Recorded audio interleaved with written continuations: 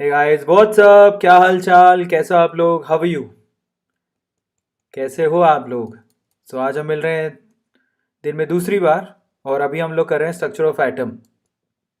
Guys, structure of atom, atomic structure एक ऐसा chapter है जो एक्चुअली आप लोगों को केमिस्ट्री में बहुत मदद करता है, आपको साइंस को समझने में मदद करता है, फिजिक्स को समझने में मदद करता है। केमिस्ट्री में जो इलेक्ट्रॉनिक कॉन्फ़िगरेशन लिखते हो, जो भी थ्योरीज आप लोग देखते हो, वो एक्चुअली इससे होकर गुजरती है। तो स्ट्रक्चर ऑफ एटम तो बहुत इंपॉर्टेंट है। एक ऐसा चैप्टर है जो आप लोगों में से सभी बच्चों को करना चाहिए। एक ऐसा चैप्टर है जो वाकई में आप लोगों को साइंस में इंटरेस्ट दिलाता है। अगर आपने ये चैप्टर पूरा किया तो मैं ट्राई करूंगा कि इस पूरे वन शॉट में आप लोगों को स्ट्रक्चर ऑफ एटम जो है इंटरेस्ट के साथ करवा सकूं। लेकिन बहुत बड़ा चैप्टर है और हम लोग कोशिश करेंगे कि इसको वन शॉट में ख़त्म करें। ठीक है। आज का सेशन बड़ा इंटरेस्टिंग होने वाला है, ये मैं आप लोगों को श्योर कह सकता हूँ। फिजिकल केमिस्ट्री का 11th क्लास का टॉपिक है स्ट्रक्चर ऑफ एटम। एक शॉट में हमें ख़त्म करना है। ये चल रहा है धूम सीरीज और मैं हूँ आपका chemistry mentor Arvind Arora. How you guys, what's up, क्या हालचाल, कैसे आप लोग। Just write down in chat section. Disha, Manisha, Ankush Kumar, Jufisa, और कौन है यहाँ पर, इट्स आरजू, क्या नाम रखे हो, इट्स आरजू, और बैसाखी मुखर्जी। तो काफ़ी बच्चे यहाँ पर आ चुके हैं। Muskan Sharma, Nandu Siyag. Okay. Guys, structure of atom को हमें खत्म करना है। 11th क्लास में आपने पढ़ा होगा, ये दूसरा चैप्टर था आपका 11th क्लास का। मोस्ट प्रोबली आप लोगों ने सबने पढ़ा होगा लेकिन भूल गए होंगे। तो मैं ट्राई करूंगा कि आप लोगों को सारा रिवाइज करा दूं। जो इंपॉर्टेंट चीज़ें हैं वो सारी रिवीजन में आ जाएंगी, रिवाइज कराऊंगा। कुछ इंटरेस्टिंग चीज़ें भी आप लोगों को साथ साथ बताऊंगा जिससे आपका साइंस में इंटरेस्ट बढ़ेगा। चलिए शुरू करते हैं आज के सेशन को। मैं हूं आपका होस्ट एंड दोस्त अरविंद अरोरा। चलिए, और आप मुझे देख रहे हैं वेदांतु के सबसे बड़े चैनल और इंडिया के सबसे बड़े NEET channel Vedantu NEET made easy. ठीक है, वेदांतु का सबसे बड़ा channel in terms of subscribers and India का सबसे बड़ा channel in terms of NEET. Yes, with the subscriber as well. So अगर आगे बढ़ने से पहले I have a request to all of you, अगर आपको पसंद आते हो सेशंस और आपको मज़ा आता हो तो सेशन को ना बराबर से लाइक ज़रूर किया करो। डू लाइक द सेशन, ताकि हम ऐसे ही ऑसम सेशन आप लोग के लेके आते रहें। सब्सक्राइब करना मत भूलेगा। और सब्सक्राइब आप जब करते हो ना तो आप लोग याद रखो कि आप अपने परिवार को, अपनी फैमिली को सपोर्ट कर रहे हो। So do subscribe the channel. This is a family, this is a परिवार। ठीक है। और it's a request from my side कि अगर आपने अभी तक अपनी फैमिली और अपने परिवार को सब्सक्राइब नहीं किया है तो इसका मतलब कुछ ना कुछ मिस कर रहे हो। तो सब्सक्राइब जरूर कर लो। ये स्लाइड जो है बेसिकली आज कार्तिका ने और this one more guy Gautam. Kartika and Gautam, इन दोनों ने मिलकर प्रिपेयर की हैं। Thank you so much Gautam and Kartika. तो उन दोनों की एक्सपर्टीज इसमें काम में लगी है। और चलिए शुरू करते हैं फटाफट से आज के सेशन को। लेकिन उससे पहले आई हैव अ रिक्वेस्ट, भाई ध्यान दो। 10 अगस्त से आप लोगों का ये नया बैच शुरू हो रहा है और ये जो नया बैच है बेसिकली उसके लिए फ़ीस मात्र 2,999 रुपये। तो अगर आपने अभी तक ज्वाइन नहीं किया है तो कर लो, काम आएगा। बहुत सारे बच्चे ऑलरेडी ज्वाइन कर चुके हैं। कूपन कोड है इसका A2020 और इस लिंक पे आप लोग जाके अपने आप को एनरोल करना है। VDN.in/NEETCC ये लिंक है जिस पे जाके आप लोग कूपन कोड मांगेगा आपसे A2020, वो लगा देना और उसके बाद आप सीधे इस क्रैश कोर्स को अवेल कर सकते हो जिसकी फ़ीस मात्र 3,000 रुपये है। ठीक है, 10 तारीख से बैच शुरू हो रहा है। और वेदांतु प्रो सब्सक्रिप्शन अगर आप लोगों को लेना है तो अपने छोटे भाई बहन को आप वेदांतु का प्रो सब्सक्रिप्शन दिला सकते हो। 15% का डिस्काउंट अभी चल रहा है उस पर, जिसके लिए आपको इस लिंक पे जाना है VDN/YT Pro। कूपन कोड को यूज़ करना है, कूपन कोड है A Pro। और उसके बाद ये कोर्स पूरे साल भर की फ़ीस आपकी 27,000 रुपये, which is not so much, है ना। इतने बड़े प्लेटफॉर्म पे आपको पढ़ने को मिलेगा मात्र 27,000 रुपये में, जिसकी मंथली फीस अगर आप चेक करोगे तो वो है 2252 रुपये। It's very less. Have time, you can do it. आज के सेशंस की डिटेल है, सुबह बायो के सेशंस हुए थे, उसके बाद 2 फिजिक्स के, फिर 2 केमिस्ट्री के, जैसे कि आप लोग दिखाई दे ही रहे हैं। और अभी आप मेरे साथ स्ट्रक्चर ऑफ एटम देख रहे हो। और टेलीग्राम का ग्रुप अगर आपने अभी तक ज्वाइन नहीं किया है तो वेदांतो नीट ऑफिशियल हमारा टेलीग्राम का ग्रुप है। ये एकमात्र ग्रुप है जिसको आपको ज्वाइन करना ही चाहिए। 33,000 बच्चे इसको अभी तक ज्वाइन कर चुके। अगर आपने अभी तक नहीं किया तो कर लो, काम आएगा। चलिए शुरू करते हैं धूम सीरीज में स्ट्रक्चर ऑफ एटम को। काफ़ी इंटरेस्टिंग टॉपिक है। धूम सीरीज हमारी एंडिंग पॉइंट पर है, ज़्यादा चैप्टर अब बचे नहीं है। उसके बाद हम लोग आपको पता ही है कि हम एक नया सीरीज शुरू कर रहे हैं जिसका नाम है Formula 1, जो कि कल से शुरू हो रही है ना। चलिए शुरू करते हैं आज के सेशन को। धूम सीरीज में स्ट्रक्चर ऑफ एटम, कल से हम लोग Formula 1 करेंगे। Formula 1 का कॉन्सेप्ट ये है कि आपको मैं चैप्टर वाइज आप लोगों को पूरे चैप्टर की important summary, formula, one liner, ये सारी चीज़ आपको करवाने वाला हूँ। सो बहुत इंटरेस्टिंग होने वाला है, तो आप लोगों को फटाफट से कर लेना है ज्वाइन। चलिए आज शुरू करते हैं, धूम सीरीज को आगे बढ़ाते हैं, स्ट्रक्चर ऑफ एटम, है ना। आई थिंक आप लोग सब तैयार हो गए, तो लाइक ज़रूर कर देना सेशन को भाई, है ना, प्यार से लाइक कर देना। चलिए स्ट्रक्चर ऑफ एटम को शुरू करते हैं, विजुअलाइज कराता हूँ आपको स्ट्रक्चर ऑफ एटम। देखो भैया, ऐसा है कि डोल्टन भाई साहब ने कहा था कि जो एटम बेसिकली इंडिविजुअल पार्टिकल है किसी भी मैटर का, लेकिन ये सच तो नहीं था, सच नहीं था। उसके पीछे पीछे के लॉजिक और रीजन ये थे कि एटम को आपने फर्दर डिवाइड कर दिया था, है ना। आपने एटम को फर्दर डिवाइड कर दिया था, छोटे छोटे पार्टिकल्स होते हैं एटम के। सो एटम के छोटे छोटे पार्टिकल्स होते हैं जिनमें नाम क्या था, एक का नाम था इलेक्ट्रॉन, दूसरे का नाम था प्रोटॉन, और तीसरे का नाम था न्यूट्रॉन। आपको आपकी जानकारी के लिए बता देता हूँ कि इलेक्ट्रॉन को सर जे जे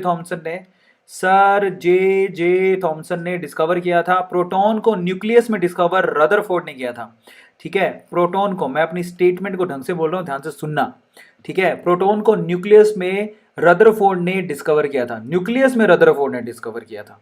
और न्यूट्रॉन जेम्स चैडविक ने डिस्कवर किया था, जेम्स चैडविक। न्यूट्रॉन को किसने डिस्कवर किया था, जेम्स चैडविक ने डिस्कवर किया था, अलग अलग तरीके से, ठीक है। उसकी डिटेल में जाने का कोई फायदा नहीं है कैसे क्या किया, बट हाँ अगर आप लॉन्ग टर्म सेशन देखें तो उसमें मिल जाएगा। मजे की बात बताता हूँ, सर जे थॉमसन का स्टूडेंट थे रदरफोर्ड, और रदरफोर्ड के स्टूडेंट थे जेम्स चैडविक, मतलब एक दूसरे के स्टूडेंट थे ये, और तीनों को इलेक्ट्रॉन, प्रोटॉन और न्यूट्रॉन मतलब अपनी अपनी डिस्कवरी के लिए नोबेल प्राइज दिया गया था। तो ये बड़ी इंटरेस्टिंग चीज है इनके बारे में। तो अगर आप लोग बात करें कि इलेक्ट्रॉन की डिस्कवरी कैसे हुई थी, तो वो सीआरटी कैथोड रे ट्यूब से हुई थी, ये तो आपको पता ही है।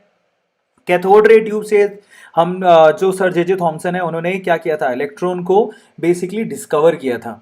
हुआ कुछ यूं था, एंशियंट टाइम पे सब लोग बोलते थे, बिजली चमकती थी तो सब बोलते थे कि भैया ये जो बिजली जो चमक रही है बेसिकली वो भगवान नाराज हो गए हैं, तो ऐसा करके वो लोगों को डराया करते थे। तो ये लोग जो नास्तिक थे, जो साइंस में बिलीव करते, वो कहते हैं भैया ये सब फालतू बातें हैं, और ये जो ऊपर ये जो बिजली चमक रही है उसको हम लोग अपनी लेबोरेटरी में प्रोड्यूस कर सकते हैं। फाइनली सीआरटी को बनाया गया, और यहाँ से कैथोड वेव्स निकली, और जिससे वो इलेक्ट्रिसिटी प्रोड्यूस होने वाला फिनोमिना लैब में भी करवाया गया। बाद में पता लगा कि कैथोड से जो रेज निकल रही हैं और एक्चुअली वो क्या नेगेटिवली चार्ज पार्टिकल से बनी है, जिनको इलेक्ट्रॉन नाम दिया गया। तो फाइनली इस तरह से इलेक्ट्रॉन की डिस्कवरी हुई, इसके डिटेल में नहीं जाएंगे। सीधी एक ही बात जान लो आप लोग, इंपॉर्टेंट चीज ये कि इलेक्ट्रॉन को डिस्कवर किया हमारे सर जे थॉमसन ने। फिर आती है प्रोटॉन की बारी। प्रोटॉन को भी क्या किया, जरा आप देखो, एटम कंप्लीटली क्या होता है, इसका कॉन्सेप्ट प्रोटॉन का आया कहां से। देखो एटम होता है न्यूट्रल, और अगर आप सर जे थॉमसन बोलते हैं कि भैया उसमें इलेक्ट्रॉन होते हैं तो ऑब्वियसली उसके बराबर मात्रा में प्रोटॉन भी होने चाहिए। लेकिन ना अगर हम लोग बोले कि जैसे इलेक्ट्रॉन के ऊपर बहुत सारे एक्सपेरिमेंट करके उसे प्रूव किया गया था, तो प्रोटॉन के ऊपर बहुत सारे एक्सपेरिमेंट करके उनके प्रूव नहीं किया गया था। तो ऐसा कुछ नहीं था। एक एक एक एक होल वाली यहाँ पर एक होल वाली क्या की गई थी, इलेक्ट्रोड को लगाया गया था, एक होल वाले इलेक्ट्रोड को लगाया गया था। तो कैथोड से जो वेव्स, जो रेज निकल रही थी, तो वो अंदर वाले पार्टिकल से, इस एयर के पार्टिकल को टकराती थी। टकराने के बाद यहां से इलेक्ट्रॉन को वो बाहर फेंक देती थी। तो पीछे क्या होता था, पीछे प्रोटॉन, भाई ऑब्वियसली अगर इलेक्ट्रॉन बाहर निकल गया, जैसे हीलियम लिया, हाइड्रोजन गैस लिया, तो हाइड्रोजन गैस में आपको पता है कि एक इलेक्ट्रॉन और एक प्रोटॉन होता है। अगर किसी की टक्कर से इलेक्ट्रॉन बाहर निकल गया तो पीछे प्रोटॉन बचेगा। तो बेसिकली H प्लस को ही प्रोटॉन कहा जाता है, और प्रोटॉन की खुद की कोई एग्जिस्टेंस नहीं है। और यहां से H प्लस के जो एलिमेंट थे वही जा रहे थे कहां पर, कैथोड की तरफ। पॉजिटिव वाले कहां जाएंगे, नेगेटिव प्लेट की तरफ जाएंगे। तो बस वही नेगेटिव प्लेट की तरफ, जो कि कैसी थी, छेद वाली, होल्स वाली एक प्लेट ली गई थी। तो वहां से हमें वो प्लेट जो थी वो चमकने लग गई थी। तो वहां से, पर उनको प्रैक्टिकली प्रूव नहीं कर सके थे, ओवरऑल प्रोटॉन की कोई एग्जिस्टेंस की प्रूव नहीं है। बट क्योंकि इलेक्ट्रॉन एग्जिस्ट करता है और एटम न्यूट्रल होता है, तो प्रोटॉन की एग्जिस्टेंस को आपको मानना पड़ेगा। बट ओवरऑल प्रोटॉन के लिए भी सीआरटी को यूज किया गया था, उसकी एग्जिस्टेंस को प्रूव करने के लिए, ठीक है। और जिसको प्रूव एक्चुअली न्यूक्लियस में होता है, किसने प्रूव किया था, रदरफोर्ड ने, ठीक है। और न्यूट्रॉन की डिस्कवरी भी बहुत ही लाजवाब थी, और न्यूट्रॉन की डिस्कवरी बेसिकली जेम्स चैडविक ने की थी। हालांकि वो न्यूट्रॉन की डिस्कवरी नहीं कर रहा था, वो अल्फा पार्टिकल से बचने का कुछ जुगाड़ ढूंढ रहा था। बट जब बहुत रेडिएशन, कोई भी रेडिएशन किसी भी मेटल की प्लेट पे डाल रहे थे, तो उस मेटल की प्लेट से एनर्जी को गेन करने के बाद, मतलब वो वेव से एनर्जी को गेन करने के बाद, ये जो बरीलियम की जो मेटल प्लेट थी, तो कुछ पार्टिकल को बाहर फेंक रही थी। अब वो जो पार्टिकल थे बेसिकली, वो ना तो पॉजिटिव प्लेट की तरफ जा रहे थे, नहीं नेगेटिव प्लेट की तरफ, तो उनको एक नाम दिया कि भैया एटम के अंदर न्यूट्रल पार्टिकल्स भी होते हैं, तब न्यूट्रॉन का डिस्कवरी किया गया। ठीक है, तो अल्फा पार्टिकल की बोम्बार्डमेंट की वजह से न्यूट्रॉन डिस्कवरी हुई, ऐसे कुछ नहीं था कि हम लोगों को न्यूट्रॉन डिस्कवर करना था। तो ओवरऑल 3 पार्टिकल थे, इलेक्ट्रॉन, प्रोटॉन और न्यूट्रॉन। अब पूछा गया भैया इलेक्ट्रॉन भी होता है, प्रोटॉन भी होता है, न्यूट्रॉन भी होता है, तो ये एटम के अंदर रहते कैसे हैं? जैसे आपको बोले कि आपके घर के अंदर कितने भाई बहन है, तो बोले कि मम्मी है, पापा है और मैं हूं, तो तीनों लोग रहते कहां हो? तो वैसे ये सवाल उनसे भी पूछेंगे, भैया इलेक्ट्रॉन किधर रहता है, प्रोटॉन किधर रहता है, न्यूट्रॉन किधर रहता है? तो सबसे पहले ये सवाल पूछा गया था सर जे थॉमसन से, क्योंकि उन्होंने क्या किया था, इलेक्ट्रॉन की डिस्कवरी की थी। तो उन्होंने बोला, उनके हाथ में क्या था उस टाइम पे, वो शायद तरबूज खा रहे होंगे, तो तरबूज खाते खाते उनसे पूछा कि हाँ अंकल जी, ऐसा राजस्थानी बोलते हैं ना, हाँ अंकल जी थे इलेक्ट्रॉन प्रोड्यूस करियो, अच्छा थे इलेक्ट्रॉन डिस्कवर करियो, तो बता दो इलेक्ट्रॉन कटा रहे हैं राजस्थानी में। आप लोगों के सर क्या हो गया? तो बेसिकली क्या है ना कि इलेक्ट्रॉन जो डिस्कवर किया सर जे थॉमसन ने, तो उनसे सवाल पूछा कि भैया इलेक्ट्रॉन, प्रोटॉन और न्यूट्रॉन रहते कैसे हैं? तो वो तरबूज खा रहे थे उस टाइम पे, रेडी पे खड़े खड़े। तो उन्होंने तरबूज को देखा और तरबूज को देखते हुए बोले कि भैया देखो ऐसा तरबूज के जैसा होएगा। तो तरबूज में क्या होता है, तरबूज अगर आपने देखा वाटरमेलन, इसको वाटरमेलन मॉडल भी कहते हैं। सो इन दैट केस बोला, जो तरबूज के जो बाहरी पार्ट होता है हरा हरा, उसको बोला वो न्यूट्रॉन की परत है। ठीक है, और उसके अंदर जो बीज होते हैं बेसिकली, वो जो बीज है काले काले, उनको क्या बोला उसने, उनको बोला कि ये इलेक्ट्रॉन है। और जो रेड कलर की पल्प होती है वो बोला कि वो प्रोटॉन है।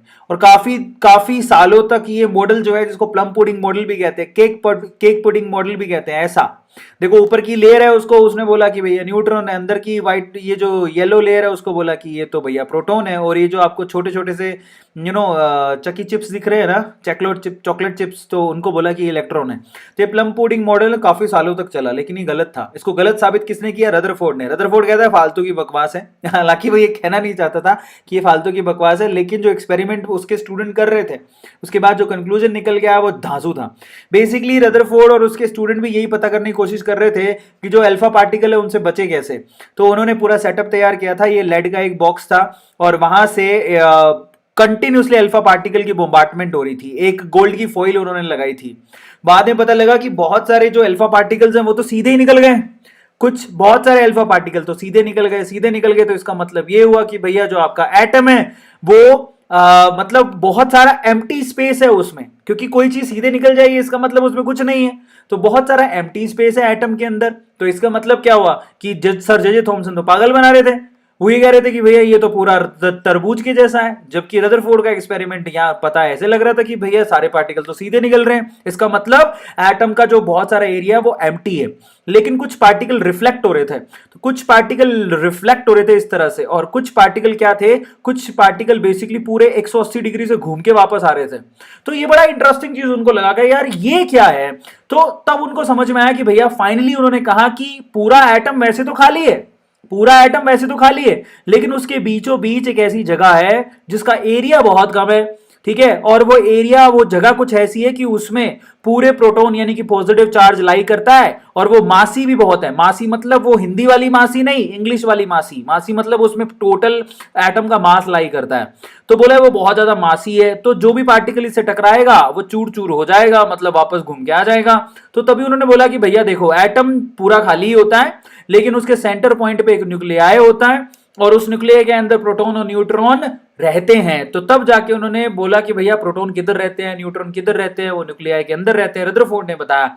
लेकिन और बोले कि जो इलेक्ट्रॉन है वो इस न्यूक्लियाई के चारों तरफ घूमता है, ये ऐसे ही घूमता है जैसे कि हमारी अर्थ सन के चारों तरफ घूमती है। बड़ा इंटरेस्टिंग मॉडल दिया। पहले तो एटम को गोल क्यों बताया, तो गोल इसलिए बताया कि सूरज गोल होता है, नेचुरली जो भी चीज होती है वो गोल होती है। सूरज गोल, चंदा गोल, समझ में आ रहा है, धरती गोल, तो एटम भी गोल, समझ में आ रहा है। पहली चीज तो ये बताई। दूसरा, इसके ये जो इलेक्ट्रॉन है वो न्यूक्लियस के चारों तरफ चक्कर वैसे ही काटता है जैसे कि सन के चारों तरफ अर्थ चक्कर काटती है एक ऑर्बिट के अंदर। तो यहां पर ऑर्बिट का कॉन्सेप्ट निकल के आया, और मैं आपको आपकी जानकारी के लिए बता देता हूं, ये सब ह्यूमन माइंड से निकली हुई चीजें हैं। आ रहा है समझ में, ये सब सोच है, अंदर जाके तो किसी ने देखा नहीं है। बट हाँ, जैसे ब्रह्मांड में होता है, मतलब मैक्रो लेवल पे जो हो रहा है वही माइक्रो लेवल पे हो रहा होगा, ऐसा बोला गया। लेकिन रदरफोर्ड का जो बेसिकली उसका जो कॉन्सेप्ट था वो फेल हो गया। क्यों? क्योंकि उसने सब वहां पर बोहर साहब बैठे थे। जब रदरफोर्ड ये सब बातें बता रहा था तो बोहर ने बोला कि तुम क्या बातें कर रहे हो। तो बोला कि इलेक्ट्रॉन जब चारों तरफ न्यूक्लियस के चारों तरफ घूम रहा है, और ये एक चार्ज बॉडी है जो कि प्रोटॉन के चारों तरफ घूम रही है, तो धीरे धीरे ये क्या करेगा, एनर्जी को लूज करना शुरू नहीं कर देगा। तो वो क्यों बोला? क्योंकि मैक्सवेल ने कहा था कि एक चार्ज बॉडी दूसरे चार्ज बॉडी के रिस्पेक्ट में जब मूव करती है तो वो एनर्जी को रिलीज करती है। तो ये कह रहा था कि प्रोटॉन के चारों तरफ इलेक्ट्रॉन घूम रहा है, तो क्या इलेक्ट्रॉन एनर्जी को रिलीज नहीं करेगा? समझ में आता है? तो तुम्हारी थ्योरी तो गलत हो गई। बोले हाँ बिल्कुल सही बात है। तब रदरफोर्ड ने हार मान ली थी। बट ओवरऑल अगर मैं आपसे कहूं कि सबसे पहले न्यूक्लियस नाम किसने दिया था, कि न्यूक्लियस टाइप की कोई चीज होती है, इलेक्ट्रॉन चारों तरफ चक्कर काटता है, तो वो रदरफोर्ड साहब थे। ठीक है, फाइनली यहां पर इलेक्ट्रॉन, प्रोटॉन और न्यूट्रॉन डिस्कवर हो चुके थे ओवरऑल। और अगर मैं आप लोगों को बोलूं कि प्रोटॉन के मास, तब तक मास वास सब कैलकुलेट कर लिए थे। प्रोटॉन का मास निकल के आया था 1.6 × 10⁻⁻27 kg। जरा आप मास को ध्यान से देख लो। न्यूट्रॉन और प्रोटॉन के मास में कुछ ज्यादा फर्क नहीं होता, वो ऑलमोस्ट सिमिलर होते हैं, 1.6 × 10⁻⁻27। इलेक्ट्रॉन का मास जो होता है प्रोटॉन के मास और न्यूट्रॉन के मास से 1000 टाइम्स कम होता है, यानी कि 9.11 × 10⁻31। ये तो आपने पढ़ा होगा, 9.1 × 10⁻31 ये इलेक्ट्रॉन की मास होती है। अगर चार्ज की बात करें तो प्रोटॉन पे चार्ज निकल के आया था इलेक्ट्रॉन का जस्ट अपोजिट।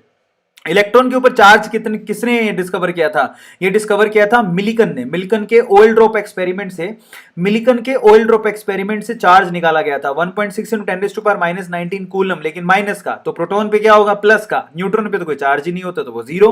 तो इस हिसाब से रिलेटिव मासेस और रिलेटिव चार्ज निकाले गए। तो आपको बता देता हूं, आप लोगों को रिलेटिव मास याद रखना है, वो सब फिजिक्स के लिए होता है। तो सबसे पहले will talk about relative charge. Relative charge कितना होता है? देखो, relative charge on electron, proton and neutron. तो relative charge on electron is called -1। ये कैसे निकाला? आप इसी नंबर से इसी को डिवाइड कर दो। एक कॉमन नंबर ले लो, 1.6 × 10⁻⁻19 से सबको डिवाइड करो। तो इलेक्ट्रॉन पे चार्ज आएगा -1, रिलेटिव चार्ज। प्रोटॉन पे रिलेटिव चार्ज होता है +1 और न्यूट्रॉन पे रिलेटिव चार्ज होता है 0। इसी तरह से रिलेटिव मास भी निकाले गए। रिलेटिव मास कैसे निकालोगे? सेम जो नंबर लिया ना आपने, ये वाला 1.6 × 10⁻⁻27 से सबको डिवाइड करो। इस हिसाब से अगर देखोगे तो प्रोटॉन का रिलेटिव मास आएगा 1, न्यूट्रॉन का रिलेटिव मास आएगा 1। और क्योंकि इलेक्ट्रॉन का मास तो 1000 गुना छोटा है और वैसे भी नंबर बहुत छोटा है, तो उसको 0 बोल दिया गया। तो इलेक्ट्रॉन का रिलेटिव मास 0 होता है, प्रोटॉन का रिलेटिव मास 1 होता है, न्यूट्रॉन का रिलेटिव मास 1 होता है। रिलेटिव चार्ज इलेक्ट्रॉन के ऊपर -1 होता है, प्रोटॉन के ऊपर प्लस का 1 होता है और न्यूट्रॉन के ऊपर 0 होता है। तो ये सब चीजें आप लोग याद रखोगे। रिलेटिव चार्ज और रिलेटिव मास आपको केमिस्ट्री में काम आते हैं, बाकी सारी चीजें आपको फिजिक्स में काम आती हैं, कुछ ज्यादा यहां काम नहीं आएंगी केमिस्ट्री के अंदर, सिर्फ इस चैप्टर में काम आएंगी। तो फाइनली आपको पता लग गया। अब हम थोड़ी थोड़ी और चीजें पढ़ते हैं, जैसे कि एटॉमिक नंबर क्या होता है, जैसे कि मास नंबर क्या होता है। तो आपको पता है भी, किसी भी एटम को इस तरह से रिप्रेजेंट किया जाता है, एक्स से रिप्रेजेंट किया जाता है। और किसी भी एटम के तीन पार्टिकल्स होते हैं, इलेक्ट्रॉन, प्रोटॉन एंड न्यूट्रॉन। तो यहां पर किसी भी एटम को रिप्रेजेंट करने के लिए दो नंबर लिखे जाते हैं, ऊपर एक नंबर लिखा जाता है और एक नीचे नंबर लिखा जाता है। तो जो ऊपर नंबर लिखा जाता है उसको बोलते हैं मास नंबर, इसी को क्या बोलते हैं? Mass number. जो नीचे नंबर लिखा जाता है उसको बोलते हैं एटॉमिक नंबर, इसको क्या बोलते हैं? Atomic number. जैसे कि हीलियम के ऊपर लिखा है 4, नीचे लिखा है 2, तो 2 उसका एटॉमिक नंबर है, ठीक है, और 4 उसका मास नंबर है। ये आप लोग याद रखोगे। तो अगर कोई पूछे कि भैया यहां पर बताओ कि हीलियम में 4 और 2 लिखा हुआ है, तो नंबर ऑफ प्रोटॉन कितने होंगे हीलियम के अंदर? 2। और न्यूट्रल स्टेट में नंबर ऑफ इलेक्ट्रॉन भी सेम ही होने चाहिए, क्योंकि जितने प्रोटॉन होंगे उतने इलेक्ट्रॉन होने चाहिए। और न्यूट्रॉन की संख्या कैसी निकाली जाती है? यहां से मास नंबर में से एटॉमिक नंबर को माइनस किया जाता है। मास नंबर कितना है? 4। 4 में से 2 माइनस करोगे, 2 बचेगा, वही है न्यूट्रॉन की संख्या। तो यहां पर अगर आपको कभी न्यूट्रॉन निकालना हो तो मास नंबर में से एटॉमिक नंबर माइनस कर देना, ए में से जेड को हटा देना, बात खत्म। ए में से जेड मतलब ए मास नंबर को लिखा जाता है ए से, एटॉमिक नंबर को लिखा जाता है जेड से। तो ए में से जेड को, बड़ी में से छोटी संख्या घटा देना, आपको न्यूट्रॉन मिल जाएगा। अब हम बात करते हैं भैया आइसोटोप का। छोटी छोटी चीजें सीखनी पड़ेंगी क्योंकि ये सारी चीजें इंपॉर्टेंट है। आइसोटोप क्या होते हैं? आइसोटोप को मैं बोलता हूं भाई बहन। भाई बहन मतलब सिबलिंग्स, ब्रदर एंड सिस्टर। जैसे कि हाइड्रोजन की सिबलिंग 3 होते हैं, हाइड्रोजन 3 भाई बहन है, ठीक है। इसको एक को बोलते हैं हाइड्रोजन, दूसरे को बोलते हैं, एक को बोलते हैं हाइड्रोजन जिसको प्रोटियम भी कहते हैं। क्या कहते हैं? प्रोटियम। दूसरे को बोलते हैं ड्यूटीरियम, ठीक है, और तीसरे को बोलते हैं ट्रिटियम। इन दोनों में फर्क क्या होता है? देखो यहां पर आइसोटॉप्स में फर्क ये होता है कि इनके एटॉमिक नंबर तो सेम होता है, atomic number is same, but इनके जो मास नंबर होता है, मास नंबर वो डिफरेंट होता है, वो अलग अलग होता है। Are you getting my point? तो यहां पर हीलियम हाइड्रोजन का हाइड्रोजन 1, हाइड्रोजन 2, हाइड्रोजन 3, यानी कि प्रोटियम, ड्यूटीरियम और ट्रिटियम में फर्क क्या है? तो इनमें फर्क ये है कि यहां पर इनके मास नंबर अलग अलग है। ये एक कहलाता है H1, दूसरे कहलाता है H2 और तीसरा कहलाता है H3। इनके एटॉमिक नंबर सेम होते हैं, नीचे भी 1 आएगा, यहां पे भी 1 आएगा और यहां पे भी 1 आएगा। तो आइसोटॉप्स का मतलब ये होता है कि इनके मास नंबर डिफरेंट होते हैं। अब बात करते हैं आइसोबार की। आइसोबार की क्या खेल होती है? इनमें आपके जो एटॉमिक नंबर होते हैं वो डिफरेंट होते हैं, एटॉमिक नंबर डिफरेंट है, जस्ट उल्टा ले लो। एंड मास नंबर यहां पर क्या होता है? मास नंबर यहां पर सेम है। Are you getting my point? तो मास नंबर तो यहां पर सेम है जबकि एटॉमिक नंबर डिफरेंट है। तो यहां पर जैसे एग्जांपल के तौर पे आइसोबार में ऑर्गन, पोटेशियम एंड यहां पर कैल्शियम, अगर आप देखोगे तो सबके मास नंबर 40 हैं। तो यहां पर भी 40, यहां पर भी 40, यहां पर भी 40 है, लेकिन एटॉमिक नंबर डिफरेंट है। इसका 18 है, इसका 19 है, इसका 20 है। तो इनको आइसोबार कहते हैं। तो आइसोबार में क्या डिफरेंस होता है वो आपको मालूम पड़ गया। अब हम चलते हैं आगे। आइसोटोप्स, आइसोबार्स, एक होता है आइसोटोन्स जिसमें नंबर ऑफ न्यूट्रॉन्स सेम होते हैं। ठीक है, वो है नहीं, मैं आपको सीधे बता रहा हूं, जिसमें नंबर ऑफ न्यूट्रॉन्स सेम होते हैं। ठीक है, अगर कोई पूछे, चलो मैं आपको बता ही देता हूं, यहां पर नहीं दिया हुआ। एक और टर्म होते हैं जिसको बोलते हैं आइसोटोन्स। क्या बोलते हैं? लिख लो आप लोग, आइसोटोन्स, जिसमें नंबर ऑफ न्यूट्रॉन सेम होते हैं। कैसे निकालोगे? जैसे कि आप कार्बन ले लो और ऑक्सीजन ले लो। कार्बन का एटॉमिक नंबर होता है 6, ऑक्सीजन का एटॉमिक नंबर होता है 8। ठीक है, कार्बन का एक आइसोटोप होता है जिसका मास नंबर होता है 14। ठीक है, मास नंबर 14 होता है आइसोटोप, और ऑक्सीजन का मास नंबर होता है 16। तो अगर मैं बोलूं यहां पर नंबर ऑफ न्यूट्रॉन निकालो तो यहां पर भी कितने आएंगे? 8। यहां पर भी कितने आएंगे? 8। इनको क्या बोलते हैं? आइसोटोन। इनको बोला जाता है आइसोटोन्स। क्या कहा जाता है? आइसोटोन्स, है ना? सबको समझ में आया? अब हम बात करते हैं बोहर के मॉडल की। लेकिन बोहर के मॉडल को समझने के लिए कुछ चीजें समझने की जरूरत है, जिसको बोहर ने क्या किया, अपनी थ्योरी का पार्ट बनाया। बिना उसके समझ में उसको नहीं आती। पहली चीज तो यह है कि बोहर मॉडल एक्चुअली, बोहर का जो मॉडल है उसने किस चीज को कंसीडर किया था? लाइट का ड्यूअल नेचर होता है। ठीक है, ड्यूअल नेचर मतलब लाइट में वेव नेचर भी होता है, पार्टिकल नेचर भी होता है, और एक्चुअली क्योंकि वेव नेचर होता है तो स्पेक्ट्रल लाइंस को पढ़ के, ठीक है, लाइट किस तरह से एमिट हो रही है उसके वेवलेंथ को पढ़ के स्पेक्ट्रल लाइन बनाई। स्पेक्ट्रल रिजल्ट से उसने, बोहर ने अपना मॉडल दिया। तो बेसिकली यहां पर बोहर ड्यूल नेचर पे बिलीव करता था, wave nature and particle nature. ठीक है, अब इन वेव नेचर और पार्टिकल नेचर का मतलब क्या होता है मैं आपको समझाता हूं। देखो, वेव नेचर का मतलब समझो। वेव नेचर का मतलब यह है कि कोई भी पार्टिकल, आप, मैं, इलेक्ट्रॉन, प्रोटॉन, न्यूट्रॉन, जब वो आगे बढ़ेंगे तो अपने साथ एक वेव को निकालेंगे, उसको वेव नेचर कहते हैं। मतलब उसका कुछ ना कुछ वेवलेंथ होएगा। Are you getting my point? तो हर एक, यहां पर कहने का मतलब यह है कि इस पूरी यूनिवर्स में कोई भी पार्टिकल है जिसके पास मास है, उसके पास वेव नेचर भी होएगा। मतलब वो कोई ना कोई चलते हुए कोई ना कोई लैम्डा यानी कि वेवलेंथ को प्रोड्यूस कर रहा है।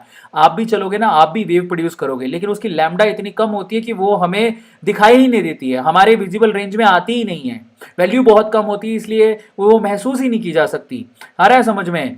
तो अगर आप लोग देखोगे तो किसी भी वेव की, वेव जो होती है, कोई भी वेव होती है, जैसे कि इलेक्ट्रोमैग्नेटिक वेव ले लेते हैं, उनका कुछ ना कुछ वेव लेंथ होता है, तो उसको वेव नेचर बोलेंगे जिसका वेव लेंथ होगा। जैसे कि विजिबल जो वेव्स होती हैं, ठीक है, उनकी वेवलेंथ कितनी होती है? 400 से 700 नैनोमीटर के बीच में होती है। आप 400 से 700 नैनोमीटर के बीच में देख सकते हो, या फिर 4000 से 7000 आर्मस्ट्रॉन्ग तक देख सकते हो। ठीक है, तो देखो, जिसकी लैम्डा की वैल्यू कम है, जरा आप चेक करो, यहां पर जो बैंगनी पर्पल कलर आ रहा है ना, उसकी लैम्डा की वैल्यू कम है, और रेड कलर की लैम्डा की वैल्यू हाई है। लैम्डा की वैल्यू बहुत मैक्स है।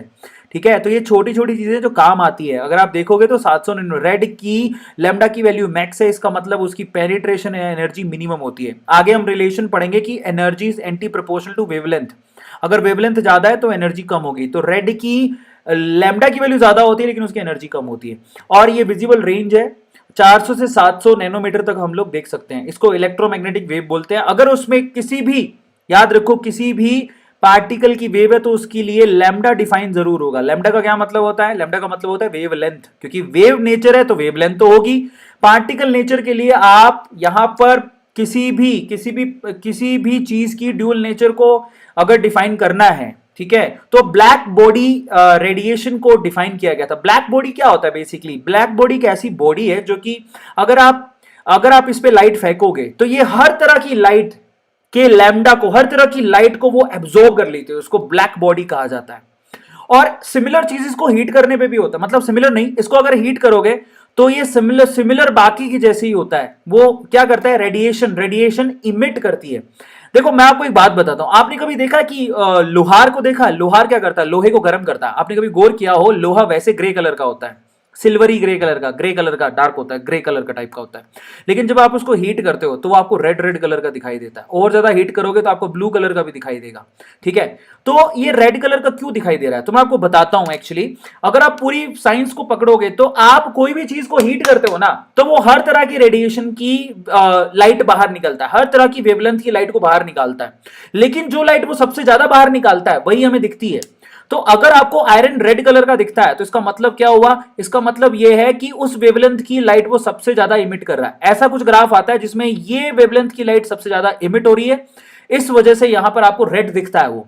लेकिन ऐसा नहीं है कि वो सिर्फ रेड कलर ही इमिट कर रहा होगा, वो सारी वेवलेंथ इमिट करता है। ऐसे ही आपकी जो ब्लैक बॉडी होती है वो भी सारी वेवलेंथ इमिट करती है। इस कॉन्सेप्ट को लिया गया था और ब्लैक बॉडी को डिफाइन करने के लिए dual nature of particle Planck's ने एक थ्योरी दी थी।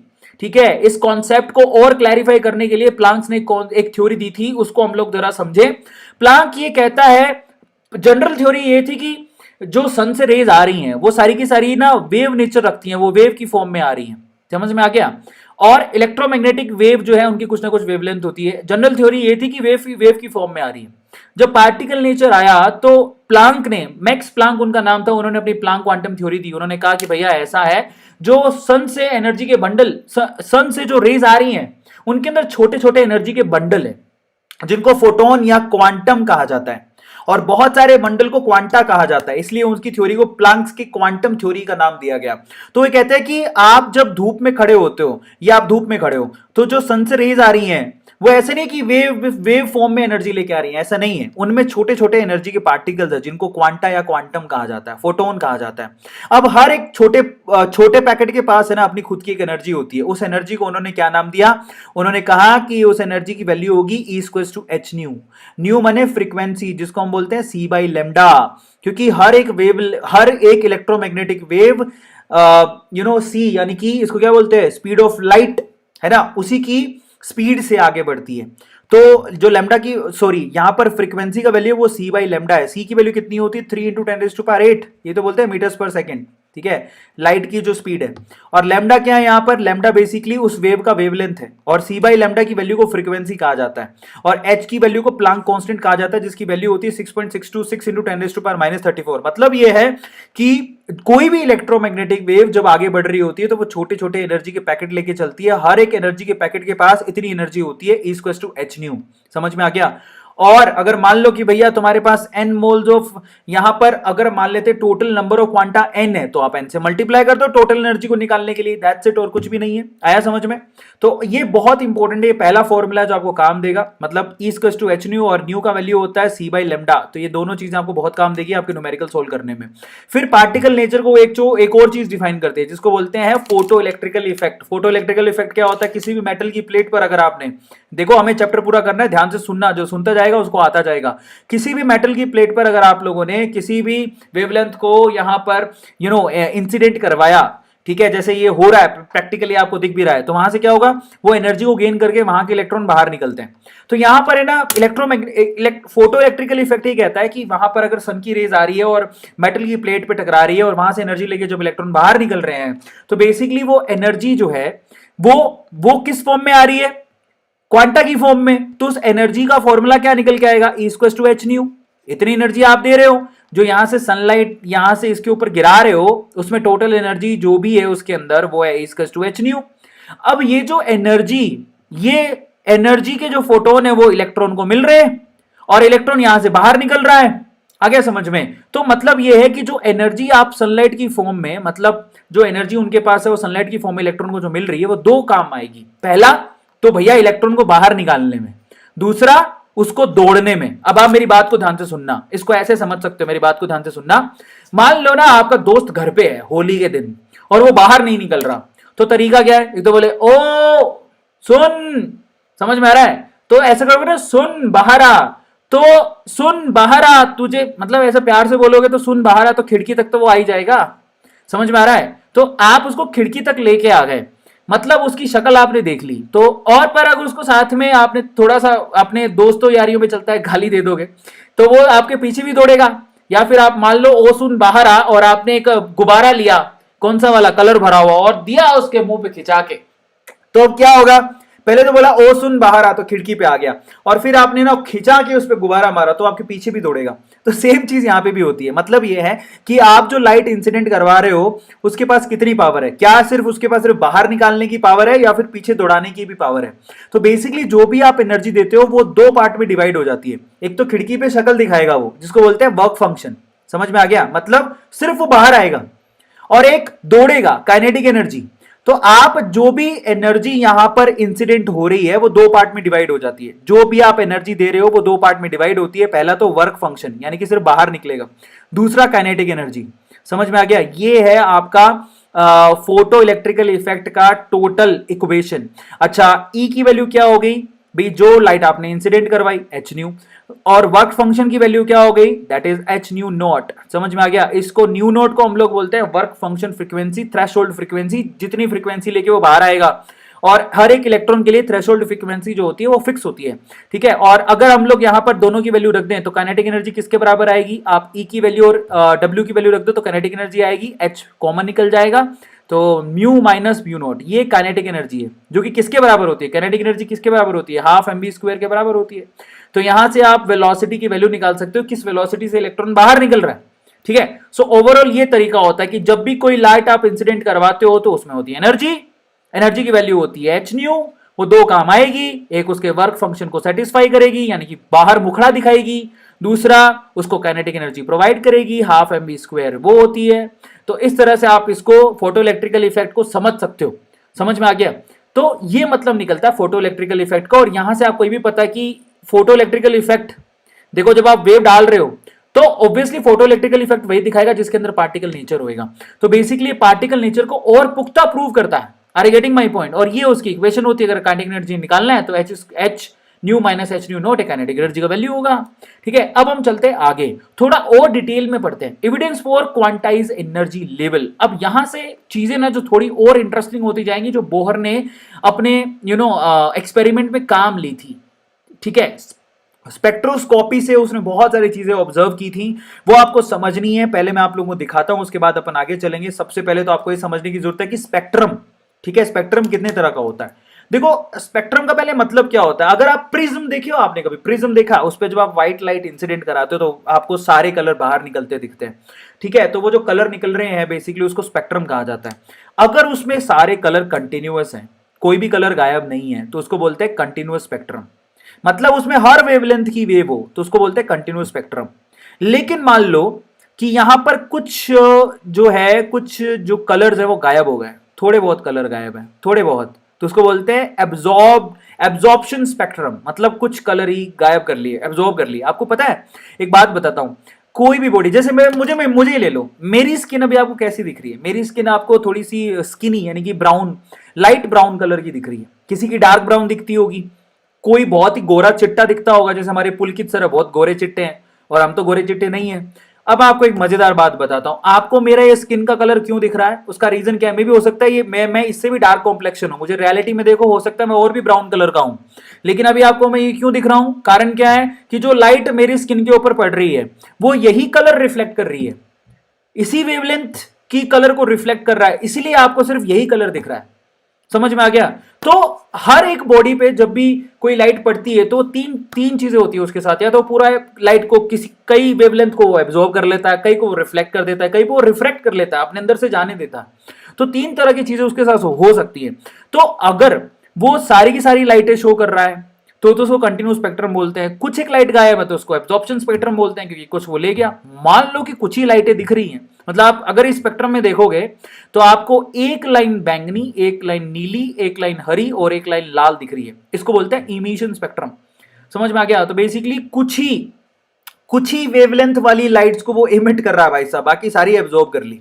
ब्लैक बॉडी जो होती है वो तो सब चीज, आपका ब्लैक होल जानते हो? ब्लैक होल, आपने ब्लैक होल के बारे में पढ़ा होगा। ब्लैक होल में कोई भी लाइट पास ही नहीं होती है, सारी लाइट को एब्जॉर्ब कर लेता है वो। ठीक है, सो उसको बोलते हैं इमिशन स्पेक्ट्रम। और बेसिकली जब बोहर ने अपने एक्सपेरिमेंट किए थे तो उसने क्या किया था? हाइड्रोजन के इमिशन स्पेक्ट्रम को लिया था। लाइन स्पेक्ट्रम भी कहते हैं, emission spectrum is also called line spectrum, इसको लाइन स्पेक्ट्रम भी कहते हैं।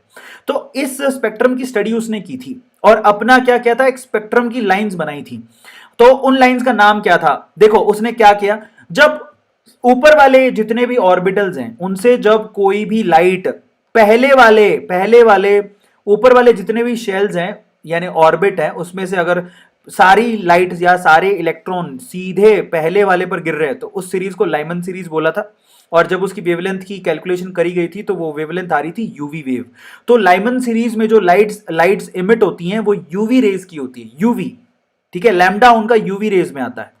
जब ऊपर से सेकंड वाले, ये डायग्राम बहुत इंपॉर्टेंट है, इस पे सवाल बहुत आते हैं। ऊपर से सेकंड वाले शेल पर गिर रहा था, सेकंड वाले ऑर्बिट पे गिर रहा था लाइंस या फिर इलेक्ट्रॉन्स, तो उससे जो लाइट इमिट हो रही थी वो विजिबल रे में आ रही थी। समझ में आ गया ना, बहुत इंपॉर्टेंट है। और उसके अलावा जितनी भी ले लो, पास्चन सीरीज, इसको बामर सीरीज कहते हैं। बामर सीरीज विजिबल होती है, लाइमन सीरीज यूवी होती है, और उसके ऊपर जितना भी जाओगे पास्चन, ब्रैकेट, पीफुंड, ये जितने सारे सारे इंफ्रारेड थे। तो यहां पर आपको ज्यादातर तीन ही लाइनें दिखाई दे रही हैं, एक तो लाइमन सीरीज में यूवी रेज, एक विजिबल रे और एक आईआर। ठीक है, तीन के अलावा तो कुछ नहीं दिख रहा, तो इसीलिए इसको लाइन स्पेक्ट्रम कहते हैं। और ये लाइन स्पेक्ट्रम यूज करके ही बोहर ने अपने सारे रिजल्ट दिए थे। आ रहा है समझ में?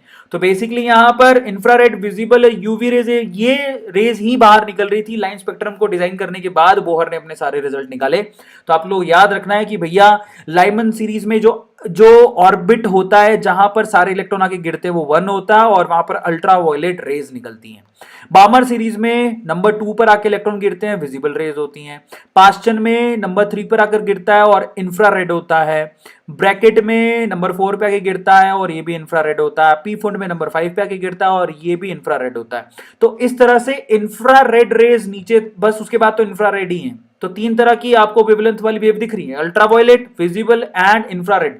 और ये बहुत इंपॉर्टेंट है, कई बार तो इसी पर से सवाल आ जाता है। लाइमर, बामर, पास्चन, ब्रैकेट, पीफुंड, कौन सा उनका ऑर्बिट नंबर होता है? ये है स्पेसिफिक ऑर्बिट नंबर। 1 पर गिरेगा तो लाइमन, 2 पे गिरेगा तो बामर, 3 पे गिरेगा तो पास्चन, 4 पे गिरेगा तो ब्रैकेट और 5 पे गिरेगा तो पीफुंड। अल्ट्रावायलेट दिख रही है तो लाइमन, विजिबल दिख रही है तो बामर, नियरली इंफ्रारेड है तो पास्चन, मिड इंफ्रारेड है तो ब्रैकेट, और फार इंफ्रारेड दिख रही है तो पीफुंड। अब उसके लिए आप, उन्होंने क्या किया था, कुछ रिलेशंस भी निकाले थे। ये आपको याद करने की जरूरत नहीं है, बट इतना याद कर लो कि 1/λ ये काम आएगा आपको न्यूमेरिकल निकालने में। इसको बोलते हैं रिडबर्ग कांस्टेंट। ये होता है एटॉमिक नंबर की स्क्वायर, उसके बाद 1/n इनिशियल स्क्वायर, मतलब इलेक्ट्रॉन कहां गिरा है, माइनस 1/n फाइनल स्क्वायर, कहां से आया है, क्योंकि इलेक्ट्रॉन ऊपर से नीचे की तरफ गिर रहा है, तो ये कहता है कि उसकी आप वेवलेंथ भी कैलकुलेट कर सकते हो। 1/λ को वेव नंबर कहते हैं। तो ये फॉर्मूला काफी इंपॉर्टेंट है। रिडबर्ग कांस्टेंट की वैल्यू आपको दी हुई होती है, अगर आप चाहो तो आप याद भी कर सकते हो। 1.0967 इंटू 10⁻⁷ मीटर इनवर्स, ये रिडबर्ग कांस्टेंट की वैल्यू होती है। मीटर इनवर्स क्यों आया? क्योंकि 1/λ लिखा हुआ आपने। आया सबको समझ में? अब हम लोग इंटरेस्टिंग पोर्शन की तरफ चलते हैं। तो यहां पर एक छोटी मोटी स्टडी बोहर को समझने के लिए जरूरी थी। अब हम चलते हैं यहां पर बोहर के मॉडल को समझते हैं। स्पेक्ट्रम वगैरह सब कुछ देख लिया आपने, ठीक है। अब एक 1/λ यानी कि वेवलेंथ निकालने का फॉर्मूला भी देख लिया आपने। Now will see Bohr model of atom. ये क्या था जरा आप उसको देखो। देखो इसके कुछ पोस्टुलेट थे जो आपको समझने की जरूरत। पोस्टुलेट पे सवाल बहुत आते हैं। सबसे पहले तो उसने क्या किया था, रदरफोर्ड की बात को एज इट इज मान लिया था। उसने कहा था कि किसी भी एटम में न्यूक्लियाई होता है और इलेक्ट्रॉन जो है वो न्यूक्लियाई के चारों तरफ एक सर्कुलर पाथ में चक्कर काटते हैं। समझ में आ गया? और ये ऐसे ही काटते जैसे कि सन के चारों तरफ अपने प्लैनेट चक्कर काट रहे हैं। समझ में आ गया? और लेकिन उसने एक बड़ी अच्छी बात बोली थी। अच्छी बात क्या बोली थी? उसने कहा कि चक्कर तो वैसे ही काट रहे हैं, लेकिन वो एक फिक्स ऑर्बिट में फिक्स एनर्जी के साथ चक्कर काट रहे हैं। मतलब उसने बोला सब कुछ फिक्स है। बोले एक फिक्स ऑर्बिट में फिक्स रेडियस के साथ, फिक्स एनर्जी के साथ, फिक्स वेलोसिटी के साथ चक्कर काट रहे हैं। अगर सारी चीजें ही फिक्स हैं तो एनर्जी रेडिएट नहीं हो सकती। समझ में आ गया? आज भी आपको पता है, एक बात बताओ, हमारी धरती कितने सालों से, हमारी अर्थ कितने सालों से सन के चारों तरफ चक्कर काट रही है? कभी आपने देखा है कि हम लोग धीरे धीरे सन के पास जा रहे हैं? एक दिन की चक्कर काट रही है ना, तो एक दिन सन के पास जा रहे हैं, एक दिन सन के अंदर ही डूब जाएंगे। ऐसा कभी हुआ है? पिछले करोड़ों अरबों साल से तो नहीं हुआ। हमारी धरती, यूनिवर्स बहुत पुराना है, तो ऐसा नहीं हुआ। तो ऐसा एटम में भी नहीं होता। मतलब यह है कि आप कभी देखना कि हमारी अर्थ का ऑर्बिट फिक्स है, जिसमें वो सन के चारों तरफ चक्कर काटती है, और वो फिक्स एनर्जी, फिक्स वेलोसिटी के साथ चक्कर काटती है। तो अगर कोई इलेक्ट्रॉन भी न्यूक्लियस के चारों तरफ फिक्स रेडियस में, फिक्स एनर्जी के साथ, फिक्स वेलोसिटी के साथ चक्कर काटेगा, तो वहां पर एनर्जी इमिट नहीं होगी। ये आंसर दिया उसने। और उसने एक मजेदार बात बोली। मतलब यहां पर जरा आप चेक करो।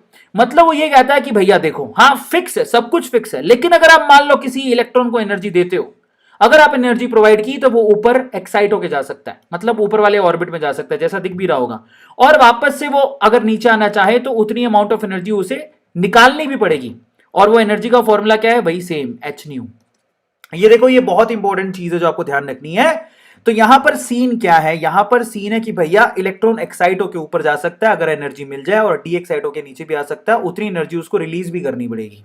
आ गया समझ में? और एनर्जी कैसे डिसाइड होती है? मान लो कि इस ऑर्बिट की एनर्जी E1 है, उस ऑर्बिट की एनर्जी E2 है, तो टोटल एनर्जी E2 तक जाने के लिए कितनी चाहिए? E2 minus E1।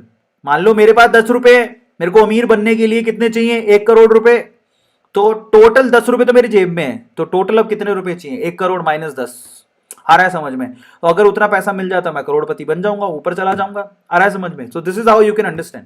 अब चलते हैं आगे। एक और इंपॉर्टेंट और जबरदस्त पोस्टुलेट उसने बोला, वो बहुत इंपॉर्टेंट है। वो ये कहता है कि भैया यहां पर बोहर कहता है एवरीथिंग इज फिक्स्ड। और एक और इंटरेस्टिंग चीज बोली, वो कहता है, बोहर कहता है कि कोई भी इलेक्ट्रॉन का जब उसने मास का स्टडी किया, वेलोसिटी का स्टडी किया और रेडियस का स्टडी किया, तो उसने ये पाया कि तीनों का जो मल्टीप्लीकेशन है, जिसको एंगुलर मोमेंटम भी कहते हैं, ध्यान से सुनना, किसी भी इलेक्ट्रॉन का मास, उसकी वेलोसिटी और उसके रेडियस का जब उसने मल्टीप्लाई करके चीजें देखनी चाही, तो किसके बराबर हो रहा था? h/2 के इक्वल आ रहा था। मतलब इसके कंप्लीट नंबर के बराबर आ रहा था। n क्या है यहां पर? n है नंबर ऑफ ऑर्बिट। तो कहता था कि जो एंगुलर मोमेंटम है ना, वो NH/2 के इक्वल है। ये बहुत इंपॉर्टेंट कॉन्सेप्ट है। इसको बोहर पोस्टुलेट की सबसे इंपॉर्टेंट इक्वेशन कहा जाता है। इसको बोहर क्वांटाइजेशन भी कहा जाता है। आप ये याद रखना, ये MBR = NH/2, ये सारी कैलकुलेशन बोहर ने दी थी। इसको बोहर क्वांटाइजेशन भी कहते हैं और ये सबसे इंपॉर्टेंट इक्वेशन है। अगर आपको कुछ भी कैलकुलेट करना है, यहां से ही आप लोग वेलोसिटी, रेडियस सब कुछ निकाल सकते हो। ठीक है, energy, everything is you can calculate with this equation. And there is one more equation, but this is the main equation जो कि उसने दी थी। इसको बोहर क्वांटाइजेशन, पोस्टुलेट में बोहर क्वांटाइजेशन भी कहा जाता है। MBR = NH/2 और डायरेक्टली इसके ऊपर क्वेश्चन भी आते हैं। ठीक है, और यहां से जब रेडियस कैलकुलेट करी तो रेडियस कैलकुलेट होके आ गई। कोई भी इलेक्ट्रॉन का जो रेडियस है जिसमें वो चक्कर काटता है, किसी ऑर्बिट का रेडियस जिसमें वो चक्कर काटता है, उसके फॉर्मूला होता है n²/z। और बाकी जो कांस्टेंट है इनकी जब आप वैल्यू रखोगे तो वो कितना आएगा मुझे एग्जैक्टली याद नहीं है। तो n²/z is the most important thing. तो जो रेडियस निकल के आई थी वो n²/z है। ठीक है, बाकी की आप वैल्यू रख के आप कैलकुलेट कर सकते हो, जैसे h², प्लैंक कांस्टेंट की वैल्यू रखो, एप्सिलॉन नॉट की वैल्यू रखो, मास की वैल्यू रखो, पाई की वैल्यू रखो, इलेक्ट्रॉन के चार्ज की वैल्यू रखो। जब सब रख दोगे तो फाइनली आपके पास रेडियस निकल के आ जाएगी। Are you getting my point? अच्छा, मेरे को याद है वैसे थोड़ा थोड़ा, जो nth ऑर्बिट का जो रेडियस था, आई थिंक वो कितना था? 53 पिकोमीटर। Yes, 53 n²/z। देखा, मेरी बुद्धि देखी तुम लोगों ने? इतना याद है, 53 n²/z picometer. That is a formula you can use to calculate the radius of any orbit. 53 n²/z। n क्या है यहां पर? n है नंबर ऑफ ऑर्बिट। z क्या है? z है एटॉमिक नंबर। ठीक है, 53 पिकोमीटर क्या है? ये तो आपको पता है, 10⁻⁻12। ठीक है, ये रेडियस का फॉर्मूला निकला। इसी तरह से वेलोसिटी का फॉर्मूला भी निकाल दिया। ये वेलोसिटी का फॉर्मूला इतना याद करने की जरूरत नहीं है कि nth ऑर्बिट में जो इलेक्ट्रॉन चक्कर काट रहा है उसकी वेलोसिटी का फॉर्मूला होता है 2.18 × 10⁶ z/n मीटर पर सेकेंड। याद कर लो, काम आएगा, इसी से कैलकुलेशन होती है। अब एनर्जी के फॉर्मूले पर आते हैं जो कि बहुत इंपॉर्टेंट है। nth ऑर्बिट में उसने बोला कि सब कुछ फिक्स है, एनर्जी भी फिक्स है, तो एनर्जी का फॉर्मूला क्या है? वो बोला कि एनर्जी का फॉर्मूला वेरी सिंपल है। वो कहता है ये वाला फॉर्मूला है। अगर किसी भी इलेक्ट्रॉन के लिए nth ऑर्बिट में एनर्जी का फॉर्मूला निकालोगे तो वो आएगा -13.6 z²/n²। ठीक है, और वो इलेक्ट्रॉन वोल्ट में आप लोगों को इसका आंसर याद रखना पड़ता है, बाद में उसको जूल में कन्वर्ट कर सकते हो। ठीक है, सो ये सारे फॉर्मूले थे जो बोहर ने निकाल के दिए। हमें उनके डेरिवेशन अभी नहीं देखने क्योंकि इतना समय नहीं है, बट ये फॉर्मूले बोहर ने निकाल के दिए। और अगर ये बोहर ये फॉर्मूले नहीं देता तो भाई साहब, मतलब जघन्य अपराध हो जाता क्या? अच्छा होता, कम से कम बेड़ा पार होता आपका। तो चीजें पढ़नी पड़ रही हैं, बट देखो कितनी मेहनत की उस बंदे ने। देखो, एक मजे की बात है, जो चीज, अब देखो आप किससे इंप्रेस होते हो? आप उससे इंप्रेस होते हो जो चीज आपने कभी नहीं देखी वो आपको दिखा दे। आज तक किसी ने एटम को नहीं देखा, एटम को नहीं देखा तो उसके अंदर घुस के कौन देखेगा? तो बोहर ने क्या किया? बोहर इतना इंटेलिजेंट था कि अंदर घुस के उसने इलेक्ट्रॉन के लिए एनर्जी पता कर दी, वेलोसिटी पता कर दी, रेडियस पता कर दी, कहां घूम रहा है। भाई साहब, किसी ने एटम नहीं देखा आज तक। उसने सोचा बोले एटम छोड़ो, मैं तुम्हें इलेक्ट्रॉन दिखाता हूं, विजुअलाइज कराता हूं। तो मतलब बंदा जीनियस था, उसने काम किया था। Are you getting my point? तुम सुस्त क्यों हो इतने? चैट, मुझे चैट तो कोई दिख ही नहीं रहा। मजा आ रहा है तो लाइक करना मत भूलिएगा। देखो, आपका दिल बड़ा है तो लाइक जरूर करिएगा। अब हम चलते हैं आगे। फाइनली देखो बोहर के साथ है ना एक समस्या थी। बोहर का जो मॉडल था ना बेसिकली वो सिर्फ और सिर्फ किसके लिए एप्लीकेबल था, वो सिर्फ और सिर्फ हाइड्रोजन और हाइड्रोजन के जैसे एटम के लिए एप्लीकेबल था। मतलब वो हाइड्रोजन पे काम करेगा। वन इलेक्ट्रॉन मॉडल पे एप्लीकेबल था जिसके पास एक ही इलेक्ट्रॉन हो, जैसे कि हीलियम प्लस उसमें एक ही इलेक्ट्रॉन है, जैसे कि लिथियम प्लस 2 उसमें एक ही इलेक्ट्रॉन है, बरीलियम प्लस 3 उसमें एक ही इलेक्ट्रॉन है। तो जिसके पास एक इलेक्ट्रॉन होएगा ना बोहर का मॉडल उस पर काम करेगा। Are you getting my point? तो यही उसकी सबसे बड़ी समस्या थी, ये उसका सबसे बड़ा ड्रॉबैक था कि लिमिटेशन बोहर की ये थी कि उसका उसका उसका जो मॉडल था वो मल्टी इलेक्ट्रॉन स्पीसी पे काम ही नहीं करता था। अगर बोलूं हीलियम पे काम करेगा नहीं, बरीलियम पे काम करेगा नहीं, लिथियम पे काम करेगा नहीं, क्योंकि इनके पास लिथियम के पास 3 इलेक्ट्रॉन है, बरीलियम के पास 4 इलेक्ट्रॉन। आप 3 इलेक्ट्रॉन निकाल दो बरीलियम में से तब काम करेगा, हीलियम में से 1 इलेक्ट्रॉन निकाल दो तब काम करेगा। मतलब एक ही इलेक्ट्रॉन होना चाहिए, उन स्पीसी पे काम करेगा। अदरवाइज बोहर का मॉडल काम नहीं करता था क्योंकि उसने सिर्फ ऑर्बिट का कॉन्सेप्ट दिया था। समझ में आ गया? ऑर्बिटल्स और सब सेल सब शेल सब ऑर्बिटल उनका कॉन्सेप्ट नहीं दिया था। तो मतलब वो सारी चीजें जो है ना बेसिकली वो जितने भी फॉर्मूले उसने कैलकुलेट किए एनर्जी को छोड़ के बाकी फॉर्मूले फेल हो गए। ठीक है, अब हम आगे चलते हैं, ड्यूल बिहेवियर पढ़ते हैं मैटर का, डी ब्रोगली की हाइपोथेसिस पढ़ते हैं। डी ब्रोगली एक ऐसा आदमी था जो कि दोनों का दोस्त था। किस किस का दोस्त था? वो हेजनबर्ग का दोस्त था और सॉरी एल्बर्ट आइंस्टाइन का दोस्त था और साथ में प्लांक का भी दोस्त था। तो प्लांक ने तो नाम कर लिया, अपनी क्वांटम थ्योरी दे दी, भाई आइंस्टाइन का तो वैसे ही नाम था। तो डी ब्रोगली ऐसा था, सुस्त दोस्त था, बोले मुझे तो कोई नहीं जानता तो मैं भी कुछ करूं। तो उसने क्या किया ना, दोनों इक्वेशन को यूज किया। कौन सा? आइंस्टाइन की इक्वेशन थी E equals to MC square. Einstein की इक्वेशन क्या थी? E equals to MC square. और इसी तरह से जो अपने प्लांक भाई साहब थे उनकी इक्वेशन क्या थी? H new. बोले है तो दोनों एनर्जी ड्यूल नेचर रखते हैं, हर एक मैटर का पार्टिकल ड्यूल नेचर रखता है, वेव नेचर भी और पार्टिकल नेचर भी, तो दोनों इक्वेशन सेम होनी चाहिए। तो उसने बोला E equals to MC square, ये भी एनर्जी है, एच न्यू भी एनर्जी है, एच सी बाई लैम्डा भी एनर्जी है, दोनों को बराबर रख दो भाई, ये भी एनर्जी है ये भी एनर्जी है। और न्यू की वैल्यू क्या होती है? सी बाई लैम्डा, ये वैल्यू रख दूं तो यहां से ये कट गया। तो फाइनली यहां पर क्या निकल के आ रहा है? यहां पर लैम्डा की वैल्यू बाहर निकाली, lambda equals to H upon MC, ये इक्वेशन लेके चला गया। एमसी क्या होता है? मास इनटू वेलोसिटी, वो कहलाता है बेसिकली पी यानी कि मोमेंटम। तो यहां पर ये इक्वेशन निकाल दी, lambda equals to H upon P. ये बहुत ही बिंदास इक्वेशन निकाली, लेकिन उसने यहां पर सी रखा था। जब वो ये लेकर उसके पास गया, अपना क्या नाम था उस भाई का? एल्बर्ट आइंस्टाइन, उन्होंने बोला सी की जगह तू वी रख दे। तो जब तू सी की जगह वी रख देगा तो ये सारी जितने भी यूनिवर्स में बॉडीज हैं सब पे एप्लीकेबल होगा। तो फाइनली उसने बोला कि lambda equals to H upon P होता है, एच है हमारे पास प्लांक कांस्टेंट, पी है हमारे पास मोमेंटम, और पी यहां पर क्या होगा? That is mass into velocity. अब आप इसको किसी पे भी अप्लाई कर सकते हो। जब आपने वी की जगह सी लिखा हुआ था तब आप इसको इलेक्ट्रोमैग्नेटिक वेव पर अप्लाई करते थे। तो बेसिकली ड्यूल नेचर होता है, यहां पर साफ पता लग रहा है किसी भी पार्टिकल का ड्यूल नेचर होता है, क्योंकि उसमें लैम्डा भी होता है और उसमें मास भी होता है। आप देखो मोमेंटम उसी के पास होता है ना जो पार्टिकल नेचर रखेगा, और लैम्डा उसी के पास होता है जो वेव नेचर रखेगा। तो lambda equals to H upon P, ये इक्वेशन किसने दी थी? डी ब्रोगली ने। और डी ब्रोगली ने बहुत बड़ी समस्या खत्म कर दी थी। यहां पर MVR equals to NH upon 2 pi, इसका प्रूफ नहीं मिल रहा था कि क्यों हो रहा है, ये डी ब्रोगली ने ढूंढ के दिया था। आइंस्टाइन ने अपने दिमाग में कैलकुलेट कर लिया था, बट इक्वेशन बहुत काम की है जो आपको आगे काम आएगी। अब हेजनबर्ग की अनसर्टेनिटी समझो। हेजनबर्ग अनसर्टेनिटी, अनसर्टेनिटी का मतलब क्या होता है? Everything is uncertain. मेरी बात को समझना, मैं स्ट्रक्चर ऑफ एटम लेने वाला था लास्ट सैटरडे को या लास्ट फ्राइडे को, लेकिन नहीं ले पाया। मेरा सब कुछ तय था, प्रोग्राम तय था, लेकिन नहीं ले पाया। कभी टेक्निकल प्रॉब्लम आई, कभी बरसात आई, कभी मेरी तबीयत खराब हो गई। समझ में आ रहा है? तो पर ये जो हमारे बोहर भाई साहब है वो क्या कहते हैं? बोहर भाई साहब ये कहते हैं कि भैया देखो एवरीथिंग इज फिक्स्ड। वो कहता है कि जो न्यूक्लियस है, इस न्यूक्लियस के चारों तरफ इलेक्ट्रॉन चक्कर काटता है, एक फिक्स वेलोसिटी के साथ, फिक्स रेडियस के साथ और फिक्स एनर्जी के साथ। समझ में आ रहा है? Everything is fix. मतलब ये हुआ कि अगर सब कुछ चीजें फिक्स है, अगर कोई आपको कह दे, सपोज करो कि अगर आपको कोई कह दे कि हमारे प्रधानमंत्री एकदम फिक्स समय पे, मतलब फिक्स समय पे मतलब सुबह 8 बजे तुम्हारी गली के आगे से निकलेंगे, तो आपने क्या किया? और वो स्पीड भी बता दो किस स्पीड से निकलेंगे, तो तुम उनको जाके देख सकते हो, मालूम पड़ जाएगा ना कि कब निकलेंगे और कैसे निकलेंगे और कहां से निकलेंगे। जब everything is fix then you can meet Narendra Modi ji. समझ में आ रहा है? आप अपने प्राइम मिनिस्टर से मिल सकते हो, तो वो तो होगी सारी फिक्स बात।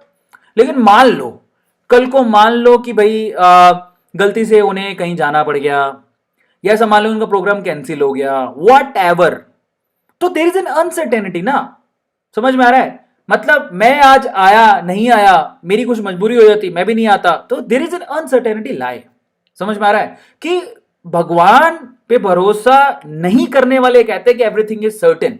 हमारे आइंस्टाइन तो ये भी कहते थे कि भैया कोई मक्खी उड़ रही है, अगर उस मक्खी के उड़ने के पाथ को अच्छे से स्टडी किया जाए तो हम लोग ये बता सकते हैं कि मक्खी अब कहां जाके बैठेगी।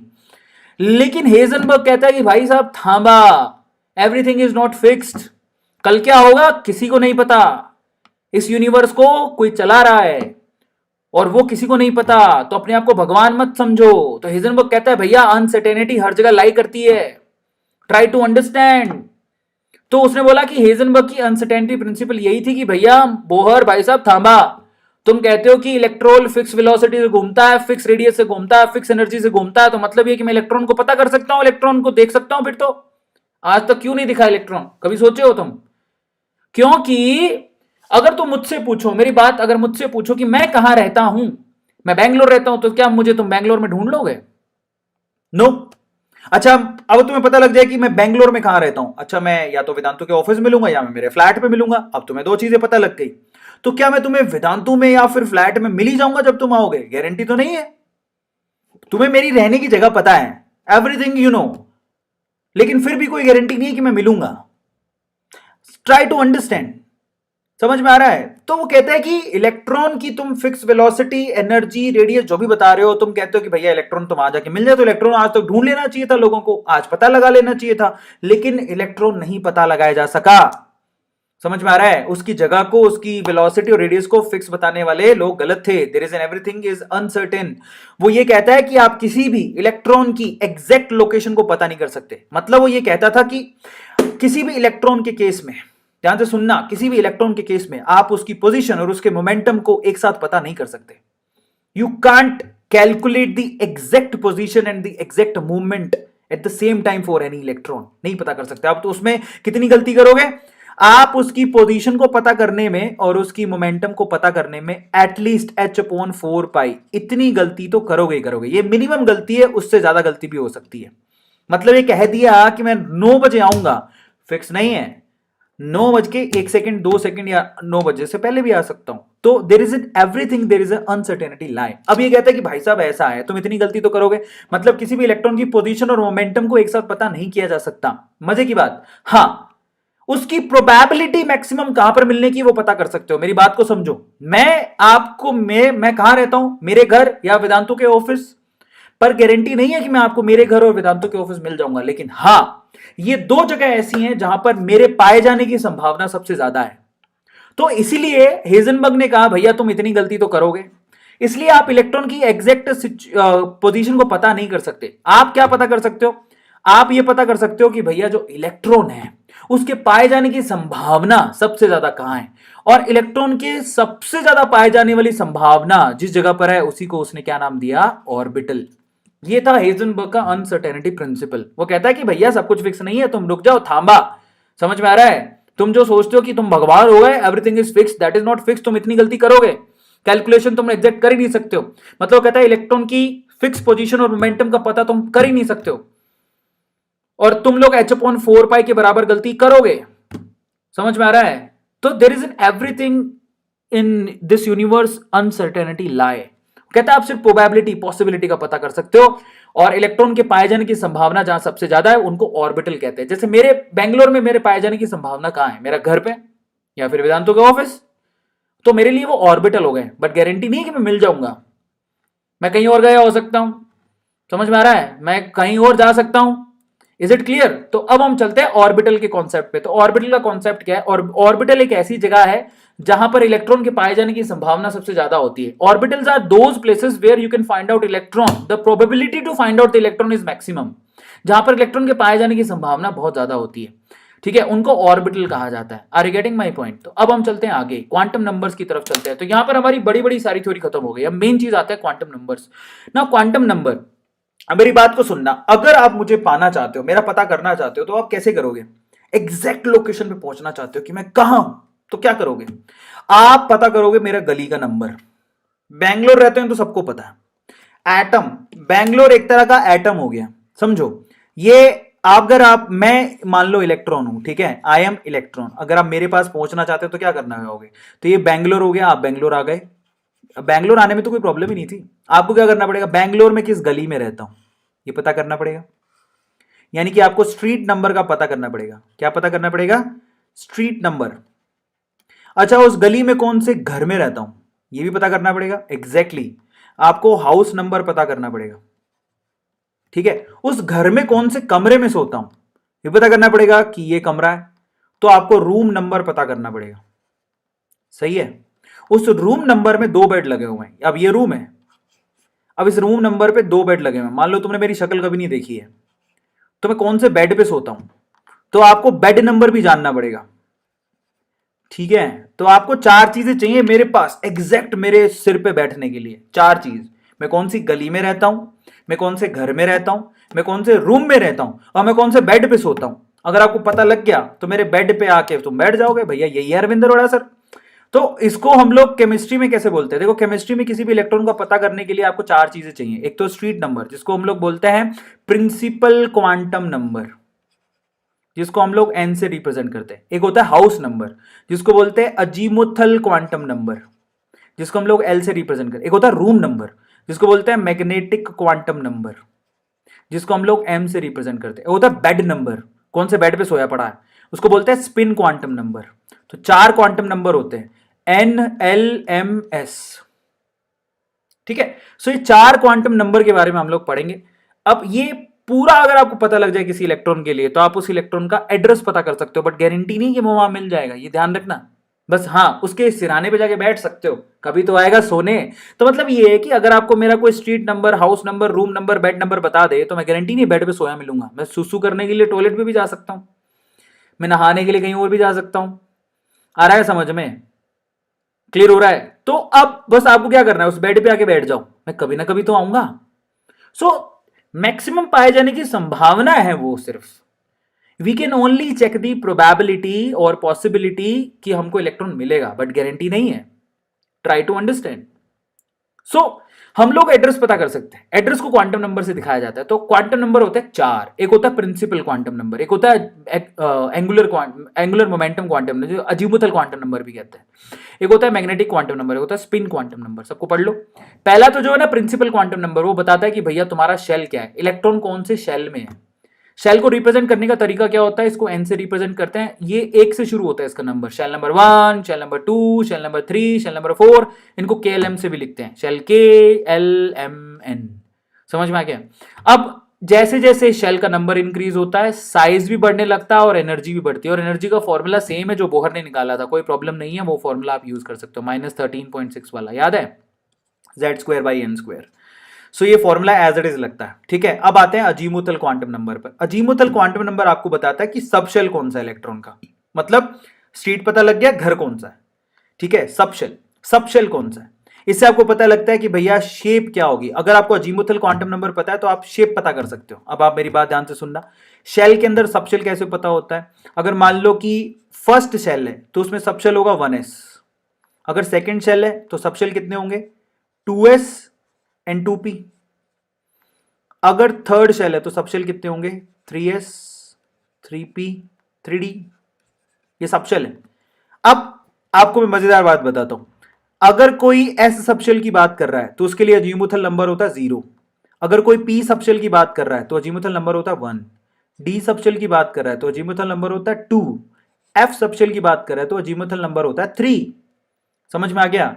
तो देखो, एन की वैल्यू अगर 1 है तो एल की वैल्यू कितनी होगी? 0, क्योंकि उसमें सिर्फ 1s ही होता है।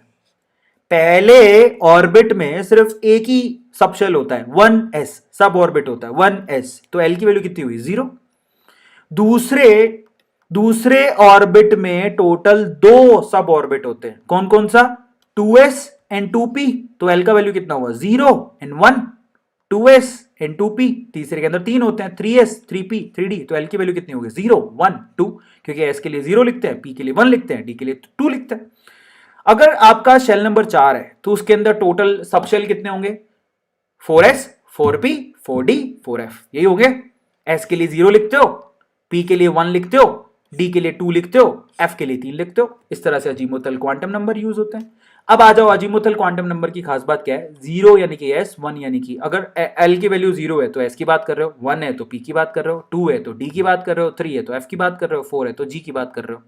अब p सबशेल जो है ना आपके, देखो s सबशेल आपका स्फेरिकल होता है, गोल एकदम अंडाकार। पी सबशेल आपका कैसा होता है, ऐसा डंबल शेप, डी सबशेल आपका डबल डंबल शेप, और एफ सबशेल तो दिखाने लायक ही नहीं है, वो एकदम कंफ्यूजिंग सी स्ट्रक्चर होती है उसकी। अब मैग्नेटिक क्वांटम नंबर की तरफ चलते हैं। देखो मैग्नेटिक क्वांटम नंबर बेसिकली अगर आप ध्यान से देखोगे, अगर मैं बात करूं, देखो अगर मैं बात करूं पी, ये आपका सबशेल है, तो पी के अंदर है ना टोटल कितने ऑर्बिटल्स होते हैं, 3, P X, P Y and P Z, ये तो तुम पढ़े हो। पी के अंदर टोटल 3 ऑर्बिटल होते हैं, P X, P Y and P Z, ये तो तुम पढ़े हो कि नहीं पढ़े हो, ठीक है। अच्छा पी के लिए एल का वैल्यू कितना होता है, 1, सबको समझ में आया, 1, और 1 के हिसाब से आप देखो आपके एम की वैल्यू कितनी है, 3, यही तो होते हैं आपके magnetic quantum number. Magnetic quantum number आपको किसको दिखाते हैं, नंबर ऑफ ऑर्बिटल्स को। अगर एल का वैल्यू 1 है तो एम का वैल्यू 3 आना चाहिए, कैसे आएगा, उसके लिए फॉर्मूला क्या बनाओगे, तो एम का फॉर्मूला एल के रिस्पेक्ट में क्या हो गया, 2l+1 नहीं हो गया, हो गया कि नहीं हो गया। तो आपका अगर आपको एम की वैल्यू निकालनी है, एम मैग्नेटिक क्वांटम नंबर, तो टोटल मैग्नेटिक क्वांटम नंबर कैसे निकालोगे, 2l+1, और उनके नाम कैसे दोगे, एम की वैल्यू नाम दी जाती है -l से लेके +l, ये बहुत इंटरेस्टिंग है, नाम देने का तरीका अलग होता है। पहली बात तो कितने हैं, फिर कौन से हैं, कितने हैं तो कितने का फॉर्मूला निकालने का तरीका क्या है, 2l+1, कौन से हैं तो उसका निकालने का तरीका क्या है, -l से +l। तो मैं आपको समझाता हूं, मेरी बात को ध्यान से सुनना। मान लो कि आपके पास l की वैल्यू है 2, तो आप किसकी बात कर रहे हो, l की वैल्यू 2 किसके लिए होती है, s के लिए 0 होती है, ये p के लिए 1 होती है, d के लिए 2 होती है। अब आपको भी पता है कि d के अंदर टोटल 5 ऑर्बिटल होते हैं, D X Y, D Y Z, D Z X, G D X square, Y के डी जेड स्क्वायर। अब आप बताओ कि क्या 5 कैसे निकालोगे, एम की वैल्यू कितनी होगी, 2l+1, 2 इंटू 2+1 कितना हो गया, 5 आ गया। अब वो कौन कौन से होंगे, वो होंगे -l से +l, यानी कि -2 से +2, ये उनके नाम होंगे, -2 से +2 उनके नाम होंगे, मतलब उनके नाम क्या होंगे, -2, -1, 0, +1, +2, ये 5। बहुत बढ़िया चीज है जो बहुत आसान भी है, समझ में आया भाई। हर एल के लिए एम के वैल्यू कितने होंगे, 2l+1, कौन से होंगे, -l से +l, ये चीज आपको ध्यान रखनी है। तो जो नंबर ऑफ ऑर्बिटल लिखा गया है यहां पर, तो फॉर्मूला यूज किया गया है 2l+1, और कौन से होंगे उसके लिए फॉर्मूला यूज किया है -l से लेके +l। Is it clear to all of you. अच्छा अब आ जाओ spin quantum number. Spin quantum number क्या है, अगर कोई इलेक्ट्रॉन क्लॉकवाइज दौड़ रहा है तो स्पिन क्वांटम नंबर होगा +12, और अगर कोई एंटी क्लॉकवाइज दौड़ रहा है तो स्पिन क्वांटम नंबर होगा -12। Is it clear to all of you, ये मतलब निकलता है, गॉट इट, गॉचा, अमेजिंग। अब हम चलते हैं शेप ऑफ ऑर्बिटल की तरफ। ऑर्बिटल के शेप कैसे होते हैं, देखो एस जो ऑर्बिटल होता है वो स्फेरिकल शेप का होता है, पी ऑर्बिटल में पी एक्स डायरेक्शन में डंबल शेप का बनाना है, पी वाई डायरेक्शन में डंबल शेप का बनाना है, पी जेड डायरेक्शन में डंबल शेप का बनाना है, डंबल शेप होता है। अच्छा डी ऑर्बिटल कैसे होते हैं, अगर मैं बात करूं डी एक्स वाई की, तो ये एक्स एक्सिस और वाई एक्सिस के बीच में आपको डबल डंबल बनानी है, बीच में डबल डंबल। अगर एक्स जेड की बात करूं तो आपको एक्स एक्सिस और यहां पर जेड एक्सिस, ये देखो एक्स और जेड एक्सिस के बीच में आपको डबल डंबल बनाने हैं। अगर मैं बात करूं डी वाई जेड, तो आपको वाई एक्सिस और जेड एक्सिस के बीच में डबल डंबल बनाने हैं। अगर मैं बात करूं D X square Y square, तो इसका मतलब वो एक्स और वाई एक्सिस के ऊपर बनेंगे, ये एक्स एक्सिस है ये वाई एक्सिस है, इनके ऊपर डबल डंबल बनाने हैं। अगर मैं बात करूं जेड स्क्वायर की, तो आपको जेड एक्सिस में एक डंबल और एक डंबल ऐसा घूमता हुआ सुदर्शन चक्र के जैसा ऐसा, ठीक है। तो अब चलते हैं ऑफ बाउ रूल की तरफ। ऑफ बाउ रूल क्या होता है, देखो भैया ऑफ बाउ रूल जो है ना, देखो ऑब्वियसली यार मान लो आपके घर पे किसी की शादी है, आपके घर पे किसी की शादी है, तो आप यार आपने ना मल्टी स्टोरी घर ले रखा है, सपोज करो कि आप मल्टी स्टोरी घर ले रखा है, ऐसा है ना, ये घर पे किसी की शादी है, मल्टी स्टोरी घर ले रखा है, शादी से ये पहला बिल्डिंग, पहला फ्लैट, दूसरा फ्लैट, तीसरा फ्लैट, ऐसे करके ऊपर तक बना हुआ है। अब पूरी शादी खत्म हो गई, पूरी शादी जब खत्म हो गई तो आप खुद बताओ कि जो आपका पहला मेहमान होगा थका हरा होने के बाद वो कहाँ पे जाके रुकना पसंद करेगा, पहले तो वो ग्राउंड फ्लोर पे जो कमरे खाली हैं वो रुक जाएंगे। मान लो ग्राउंड फ्लोर, क्यों ऐसा क्यों किया उन्होंने, ऐसा वो इसलिए किया क्योंकि उनके पास अब एनर्जी नहीं है, तो जिसकी लोएस्ट एनर्जी है उसमें जाके रुकेंगे। मान लो ग्राउंड फ्लोर पूरा भर गया, तो अब जो मेहमान आएंगे वो कहाँ रुकेंगे, फर्स्ट फ्लोर पे। अब फर्स्ट फ्लोर पूरा भर गया तो मेहमान आएंगे कहाँ रुकेंगे, सेकंड फ्लोर पे। तो मतलब क्या हुआ, ओवबाउ ये कहता है कि इलेक्ट्रॉन को भरने का तरीका क्या है, जिसकी एनर्जी सबसे कम उसमें सबसे पहले इलेक्ट्रॉन भरे जाएंगे। समझ में आ गया, सिंपल।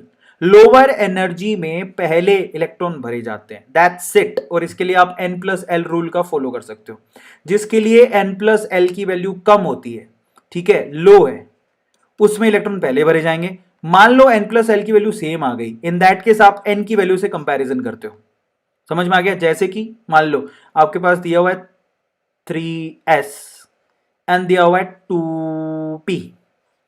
अगर हम बोलूं कि 3s के लिए n का वैल्यू कितना है तो 3, l का वैल्यू कितना है 0, 2p के लिए n का वैल्यू कितना है 2, l का वैल्यू कितना है 1। टोटल करो, 3 प्लस 0 कितना होता है 3, 2 प्लस 1 कितना होता है 3, दोनों के नंबर सेम आ गए। n प्लस एल का जो टोटल किया है वो सेम आ रहा है। इन दैट केस n की वैल्यू जिसकी कम है उसका एनर्जी कम होगा। n की वैल्यू कम किसकी है, ये रहा भाई साहब। तो इसका मतलब 2p की एनर्जी कम है एज कंपेयर टू 3s, ये प्रूव हो गया।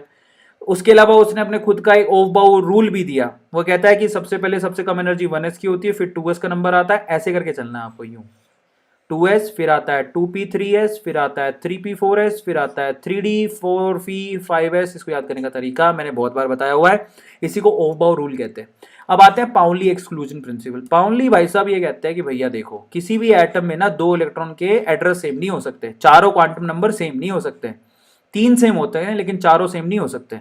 उस दो इलेक्ट्रॉन का एन सेम हो सकता है, एल सेम हो सकता है, एम सेम हो सकता है, लेकिन एस की वैल्यू तो डिफरेंट होगी ही होगी। समझो, मैं अगर तुमसे बोलूं कि तुम्हारे घर में 2 लोग रहते हो, तुम 2 भाई हो, मैं अगर पूछूं कि ये दोनों भाइयों का एड्रेस सेम है, क्या वो सेम स्ट्रीट में रहते हैं, स्ट्रीट सेम होगी, होम सेम है, हाँ, रूम सेम है, हाँ, लेकिन क्या एक ही बेड पे सोते हो, क्या चल रहा है ये, बेड तो अलग अलग देंगे ना बापूजी। तो बेड अलग अलग दे रहे हैं, इसका मतलब उनका क्या, स्पिन क्वांटम नंबर अलग हो गया। मादा लाडला बिगड़ गया वो नहीं है, तो मादा लाडला बिगड़ा नहीं है। तो इलेक्ट्रॉन की दुनिया में 2 बच्चों को अलग अलग बेड दिए जाते हैं। तो ये कहता है कि भैया ऐसा है, आपका प्रिंसिपल क्वांटम नंबर सेम हो सकता है, अजीमुथल सेम हो सकता है, मैग्नेटिक सेम हो सकता है, लेकिन स्पिन क्वांटम नंबर तो अलग होगा ही होगा। तो पाउली ये कहता है कि किसी भी एटम के अंदर 2 इलेक्ट्रॉन की क्या नहीं सेम हो सकती, चारों क्वांटम नंबर सेम नहीं हो सकते। एक का प्लस हाफ होएगा तो दूसरे का माइनस हाफ होएगा, एक क्लॉकवाइज घूमेगा तो दूसरा एंटी क्लॉकवाइज घूमेगा, ये तय है। मादा लाडला बिगड़ता नहीं है थे। समझ में आया। तो पाउली एक्सक्लूजन प्रिंसिपल इसको बोलते हैं। पाउली का मतलब यह है कि पाउली ये भी बात बोलता है कि कोई भी मतलब ऐसा नहीं हो सकता किसी एक ही ऑर्बिटल में दोनों इलेक्ट्रॉन जो है क्लॉकवाइज घूम रहे हो, इट इज नॉट पॉसिबल। अगर एक क्लॉकवाइज घूमेगा तो दूसरा एंटी क्लॉकवाइज घूमेगा, तभी स्टेबिलिटी आएगी, अदरवाइज तो आएगी नहीं। समझ में आ गया, इसको पाउली एक्सक्लूजन प्रिंसिपल कहा जाता है। अब आता है हुंड रूल। हुंड रूल भी बहुत स्पेशल था। हुंड भाई साहब क्या कहते हैं, Hund rule of maximum multiplicity. वो ये कहता है कि इलेक्ट्रॉन को भरने का तरीका होता है, ऐसे थोड़ी तुम कुछ भी भरते जाओगे। वो ये कहता है कि अगर मान लो कि अगर बात करें पी की, तो पी सब शेल में पी 3 ऑर्बिटल्स होते हैं। तो जब आप इसमें इलेक्ट्रॉन भरने जाओगे तो एक इसको दोगे, तो फिर ऐसा नहीं कि दूसरा इसी को दे दोगे, दूसरा यहां भरोगे, इक्वल डिस्ट्रीब्यूशन करोगे ताकि कोई नाराज नहीं हो जाए, तीसरा यहां भरोगे। भाई ये ऐसा ही है। अब मान लो आपके घर पे शादी है, समझ में आता है, और मैं कहता हूं कि पहले फ्लोर पे 3 कमरे हैं, और आपने बोला कि हर एक कमरे में 2 लोग रुक सकते हैं। मेरी बात ध्यान से सुनना, ये प्रैक्टिकल चीज है। लोग कहते हैं प्रैक्टिकल नहीं है, केमिस्ट्री में चीज बड़ी प्रैक्टिकल है। मैं आपसे कहूं कि आपके घर पे शादी है और आपने मल्टी स्टोरी बिल्डिंग ले ली, और पहले जो पहला वाला ग्राउंड फ्लोर है उसमें 3 कमरे हैं, और ऐसा इंस्ट्रक्शन दिया गया कि हर एक कमरे में 2 लोग रुक सकते हैं। तो अगर कोई पहला आदमी आया तो वो क्या ट्राई करेगा, क्योंकि पहला आदमी आ रहा है तो वो ये ट्राई करेगा कि भैया चलो पहला रूम ले लो, तो वो आ जाएगा। अगर दूसरा आदमी आया, मेंटेलिटी देख रहा, अगर दूसरा आदमी आया, क्या वो गेट खोलने की कोशिश करेगा? हाँ, खोल के देखेगा, पर जब उसको पता लगा कि वहां पर कच्चे बनियान टंग रहे हैं, पहले से कोई आदमी है, तो क्या वो उस रूम में रुकेगा? नहीं, वो दूसरे रूम में जाएगा, वहां पर जाके रुकेगा।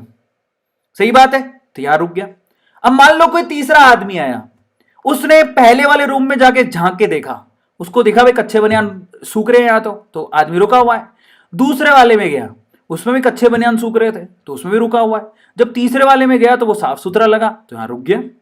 तो बेसिकली यहां पर हुंड रूल फॉलो हो रहा है। हुंड यही तो कहता है कि भाई जब एनर्जी सेम है, 2 कदम चल के आगे वाले रूम में रुक जाते हैं, क्योंकि एक एक आदमी तो रुक ही सकता है। अब अगर चौथा आदमी आएगा तो ही हैज नो चॉइस, वो पहले कमरे में जाएगा कच्चे बनियान सूख रहे, दूसरे कमरे में जाएगा कच्चे बनियान सूख रहे, तीसरे कमरे में जाएगा कच्चे बनियान सूख रहे, तो कहेगा छोड़ो रे यार, तीनों में कच्चे बनियान सूख रहे हैं, एक कच्चा एक बनियान सूख रहा है, इसका मतलब दूसरा कच्चा दूसरा बनियान तो नहीं सूख रहा, इसका मतलब इसमें एक एक आदमी है, तो कहेगा चलो यहीं पे अपना बैग पसार देते, तो फिर वो यहां रुकेगा। अब वो कहीं भी रुक सकता है, आपकी मर्जी है, बट वो ये हुंड यही कहता है कि पेयरिंग आप तभी करोगे जब आप एक एक इलेक्ट्रॉन भर दोगे, और ये प्रैक्टिकल लाइफ में भी होता है। तो मैं प्रैक्टिकलिटी पे बहुत बिलीव करता हूं, तो ये जो फंडे हैं वो कहीं मिलेंगे नहीं आपको यूट्यूब पे, वो हमारे यहीं मिलेंगे स्पेशल अरविंद अरोड़ा की क्लास में। समझ में आ गया, ये बड़ी प्रैक्टिकल चीज है और आपको भी पता है कि ऐसा होता है। जाओ, कभी शादियों में गए नहीं हो क्या तुम लोग, जाओ तो मालूम पड़ जाएगा। ठीक है, इट्स वेरी सिंपल। तो इसको हुंड रूल बोलते हैं। हुंड रूल ये कहता है कि भैया कमरे भरने के तरीके होते हैं, पहले जब तीनों को एक एक दे दोगे तब आएगा कोई दूसरा, अदरवाइज नहीं भरोगे। इसको हुंड रूल कहते हैं। Is it clear to all of you? और अच्छा, उसी के हिसाब से स्टेबिलिटी की बात भी कर लेते हैं। जब इलेक्ट्रॉनिक कॉन्फ़िगरेशन भरते हो तो हाफ फील्ड और फुल्ली फील्ड ज्यादा स्टेबल होते हैं। तो अगर कोई 4 इलेक्ट्रॉन वाला दिख रहा है और अगर आप पॉसिबिलिटी बनती है तो एक इलेक्ट्रॉन इसको देख के उसको क्या करो, हाफ फील्ड कर दो और साथ में उसको ज्यादा स्टेबल कर दो। Is it clear? तो ये तरीके होते हैं, जैसे कि मैं आपको समझाता हूं ये कहां पे रूल लागू होता है। तो अब इस हिसाब से अपने को इलेक्ट्रॉनिक कॉन्फ़िगरेशन लिखने हैं। ठीक है, अब मैं आपको दो ही केस कराऊंगा, एक तो क्रोमियम का और एक कॉपर का। तो क्रोमियम का एटॉमिक नंबर होता है 24, कॉपर का एटॉमिक नंबर होता है 29। अब कैसे भरोगे? 24 इलेक्ट्रॉन भरने, पहले किसका नंबर आएगा? पहले अपन क्या लगाएंगे? ओफ बाउ रूल। 1s में 2 इलेक्ट्रॉन भर दिए। अच्छा, s में 2 ही इलेक्ट्रॉन भरे जा सकते हैं, p में टोटल 6 इलेक्ट्रॉन भरे जा सकते हैं, d में टोटल 10 इलेक्ट्रॉन और f में टोटल 14 इलेक्ट्रॉन भरे जा सकते हैं। हमें 24 भरने। पहले 1s का नंबर आएगा, 2 भर दिए। फिर किसका नंबर आएगा ओफ बाउ के हिसाब से? 2s का, 2 भर दिए। फिर किसका नंबर आएगा? सॉरी, 2p का, 2p का। फिर कितने भरे आपने? 6, क्योंकि p में आप 6 भर सकते हो।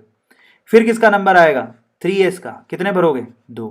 फिर किसका नंबर आएगा? 3p का, कितने भरोगे? 6। अब देखो कितने हो गए, 6 10 18 हो गए। फिर आता है क्या 3d का नंबर? नहीं, आप जाके चेक करो, 3d का नंबर नहीं आता, 4s का नंबर आता है एनर्जी के हिसाब से। ओ बाउ का रूल निकाल लो, पीछे चलते हैं। ये ओ बाउ का रूल है, जरा आप चेक करो, देखो आप जरा ध्यान से। ये देखो 2p के बाद किसका नंबर आ रहा है? 3s, 3s के बाद 3p का, 3p के बाद क्या 3d का नंबर आ रहा है? नहीं, 4s का नंबर आ रहा है। तो एनर्जी आप लिखोगे सीक्वेंस में ही, ठीक है। 3p के बाद मैंने 3d लिखा है और फिर 4s लिखा है, लेकिन मैं पहले इलेक्ट्रॉन किस में भरूंगा? 4s में। 4s में कितने इलेक्ट्रॉन भरूंगा? 2। फिर कितने बच गए? 18 और 2 20 हो गए, 4 बच गए, मैंने 4 यहां भरे। भरने का तरीका देखो, स्मार्टनेस इसी को बोलते हैं। आपको सीक्वेंस चेंज नहीं करना, बस जिसकी एनर्जी कम है उसमें पहले इलेक्ट्रॉन भर दो, बात खत्म। मैंने पहले 4s में भरे, फिर आया मैं 3d में। तो बाहर जाके अंदर आना, ये बहुत ही इंपॉर्टेंट कॉन्सेप्ट है, याद रखना कि पहले बाहर जाते हैं क्रोम में, फिर अंदर आते हैं। ये सब बहुतों के साथ होता है, पर यहां पर सीन क्या है देखो, 3d के अंदर 4 है, तो आपकी स्टेबिलिटी के लिए एक ऐसे इलेक्ट्रॉन को यहां पे डाल दिया गया ताकि ये कॉन्फ़िगरेशन ठीक हो जाए। तो यहां से यहां तक तो ठीक था, 3d के अंदर 5 कर दिए गए ताकि हाफ फिल्ड हो जाए, और 4s में एक ही रह गया। तो ये आपकी अपडेटेड एकदम करेक्ट इलेक्ट्रॉनिक कॉन्फ़िगरेशन है क्रोमियम के केस में, 3d5 4s1। ठीक है, कॉपर पर आते हैं। 29 इलेक्ट्रॉन भरने हैं, पहले किसमें भरोगे? 1s2, फिर किसमें भरोगे? 2s2, फिर किसमें भरोगे? 2p6, फिर किसमें भरोगे? 3s2, फिर किसमें भरोगे? 3p6, फिर आएगा 3d का नंबर, फिर आएगा 4s का नंबर। मतलब 3d लिखा जाता है फिर 4s लिखा जाता है, बट 4s की एनर्जी कम है, तो मैं वहां 2 इलेक्ट्रॉन भरूंगा। अभी कितने हो गए जरा बताओ मुझे? 18 और 2 20 हो गए, लास्ट में 9 यहां भरे। अरे 9 क्यों भर रहे हो? एक भर दो यहां से उठा के, ज्यादा स्टेबल हो जाएगा। तो लास्ट में क्या बचता है? 3d10 and 4s1। इस तरह से कॉपर को लिखा जाता है। तो कॉपर का इलेक्ट्रॉनिक कॉन्फ़िगरेशन में लास्ट आता है 3d10 एंड 4s1। क्रोमियम में आता है 3d5 एंड 4s1। क्यों किया? क्योंकि हाफ फुल्ड फुल्ली फिल्ड ज्यादा स्टेबल होते हैं, ये तरीका है। तो इस तरह से आप लोग बहुत सारी चीजें सीखे हो स्ट्रक्चर ऑफ एटम में। आई थिंक आप लोग क्लियर हो गया होगा अभी, आई थिंक क्लियर हो गया हो। तो is it clear to all of you? मजा आया ना सब लोगों को? अगर मजा आया हो तो देखो दिल खुला रख के लाइक जरूर करना। बहुत सारे ऐसे बच्चे होते हैं, देखो 1200 लाइक आ गए अभी तक, दैट्स रियली ऑसम। तो दिल खुला रख के लाइक जरूर करो, क्योंकि हम लोग इतनी मेहनत करते हैं, इतनी सारी अच्छी अच्छी चीजें लाते हैं, और आप दिल खुला करके लाइक ही नहीं करते तो मजा नहीं आता। कितनी सारी चीजें मैंने आपको सिखाई, आपने जरा सोचा? आपने कच्चा बनियान कभी सुना था? ऐसा एग्जाम्पल सुना कभी आपने? कभी इस तरह से कभी हुंड रूल सुने हो? कभी ओबाउ रूल सुने हो? पाउली रूल सुने हो? कोई नहीं बताएगा आपको। बड़ी इंटरेस्टिंग वे से मैंने आपको चीजें बताई, मैंने आपको समझाया कि चीजें कैसे होती है, क्या होता है, क्यों होता है। फाइनली गाइस आपको समझ में आया होगा। ये यहाँ पर स्ट्रक्चर ऑफ एटम भाई खत्म हो गया है। इसको आप शेयर जरूर करना और लाइक जरूर करना। ये मैडम ये कह रहे हैं, मैं बाय कह के जा रही हूँ, लेकिन लाइक जरूर करो अरविंद अरोड़ा सर के लिए। 2 सेशन लिए हैं, अमेजिंग सेशन है, लेकिन मजा तभी आएगा जब आप लाइक करोगे बच्चों। तो लाइक जरूर करो, दिल बड़ा रख के तो दिल बड़ा रख के लाइक जरूर कर देना, लाइक करना चाहिए, है ना। यस, मजा आता है ना जब ऐसी चीजें पढ़ने और सीखने को मिलती हैं। फाइनली गाइस, मैं आपसे फिर से कहूंगा कि अगर आप अभी तक 10 अगस्त के बैच में रजिस्टर नहीं कराए हो तो कर लो भैया। यहाँ पर आपको मैं लिंक देता हूँ BDNTU9/NEETCC और कूपन कोड आपके पास AA2020। इस कूपन कोड को यूज करते हुए आप कोर्स को मात्र 2,999 रुपए में अवेल कर सकते हो। समय है आपके पास, देर मत करो, ज्वाइन कर लो फटाफट से, वक्त है आपके पास। और अपने छोटे भाई बहन को ऐसी इंटरेस्टिंग स्टडी करवाने के लिए वेदांतु का प्रो सब्सक्रिप्शन दिलाओ, उनको ज्वाइन कराओ लॉन्ग टर्म बैच में। Interactive live classes, test series, analysis, assignments, ये है आपका लिंक जिस पे जाके आप अपने छोटे भाई बहन को ज्वाइन करा सकते हो, BDN/YT Pro। ये लिंक है, जाओ ज्वाइन करो अपने छोटे भाई बहन को, मजा आ जाएगा उनको। और पूरे साल भर की फीस देखोगे ना तो मात्र 27,000 रुपये, 27,000 रुपीज। और अगर मंथली फीस देखोगे तो 2,252 रुपये ही है। Is it clear to all of you? Yes. और अगर 15% डिस्काउंट आप एक्स्ट्रा चाहते हो तो आपको AA Pro ये आपको कूपन कोड यूज करना है। मात्र 27,000 रुपये फीस है और ये लिंक है जिस पे जाके आप उनको ज्वाइन करवा सकते हो। करा लो, काम आ जाएगा। और साथ साथ में आप लोग हमारी ऐप को डाउनलोड करना मत भूलना, जिसको प्राइज मिला है 2019 में US यूजर चॉइस अवार्ड मिला है। और हमारी जो टेलीग्राम का ग्रुप है उसको भी आप लोग फटाफट से जाओ, उसको ज्वाइन करो। वेदांतु नेट ऑफिशियल हमारा अकेला टेलीग्राम का ग्रुप है, इसके अलावा कोई टेलीग्राम ग्रुप नहीं है। और चैनल को सब्सक्राइब करना मत भूलना मेरे प्यारे बच्चों, क्योंकि अपना फैमिली अपना परिवार है, जानते हो ना। और जब अपना फैमिली और अपना परिवार होता है तो आपको पक्का उसको आगे ज़रूर बढ़ाना होता है। बढ़ाओ उसको आगे, लाइक करो सेशन को, इसको सब्सक्राइब करो। और अगर वीडियो में बहुत सारी चीज़ें में मज़ा आया हो आप लोगों को तो शेयर ज़रूर करना। हम तो यही एक्सपेक्ट करते हैं कि आप लोग इतनी मेहनत का कुछ सिला दोगे, शेयर करोगे। शेयर द वीडियो ताकि बच्चों को समझ में आए। देखो इतनी फटाफट से स्ट्रक्चर ऑफ एटम करवा दिया, 1-1.25 घंटे में ख़त्म कर दिया हमने, इतना बड़ा चैप्टर, है ना। So please like the session, subscribe the channel. बल्ले बल्ले, good night guys, enjoy the night. Share, subscribe and like, वो बहुत इंपॉर्टेंट है। कितने बच्चों ने? 1300 बच्चों ने लाइक कर दिया अभी तक। दैट्स रियली ऑसम यार, तुम लोग कमाल के हो, मतलब धमाल मचा रहे हो तुम लोग। चलो, thank you so much, love you all. This is Arvind Arora signing off, good night, bye.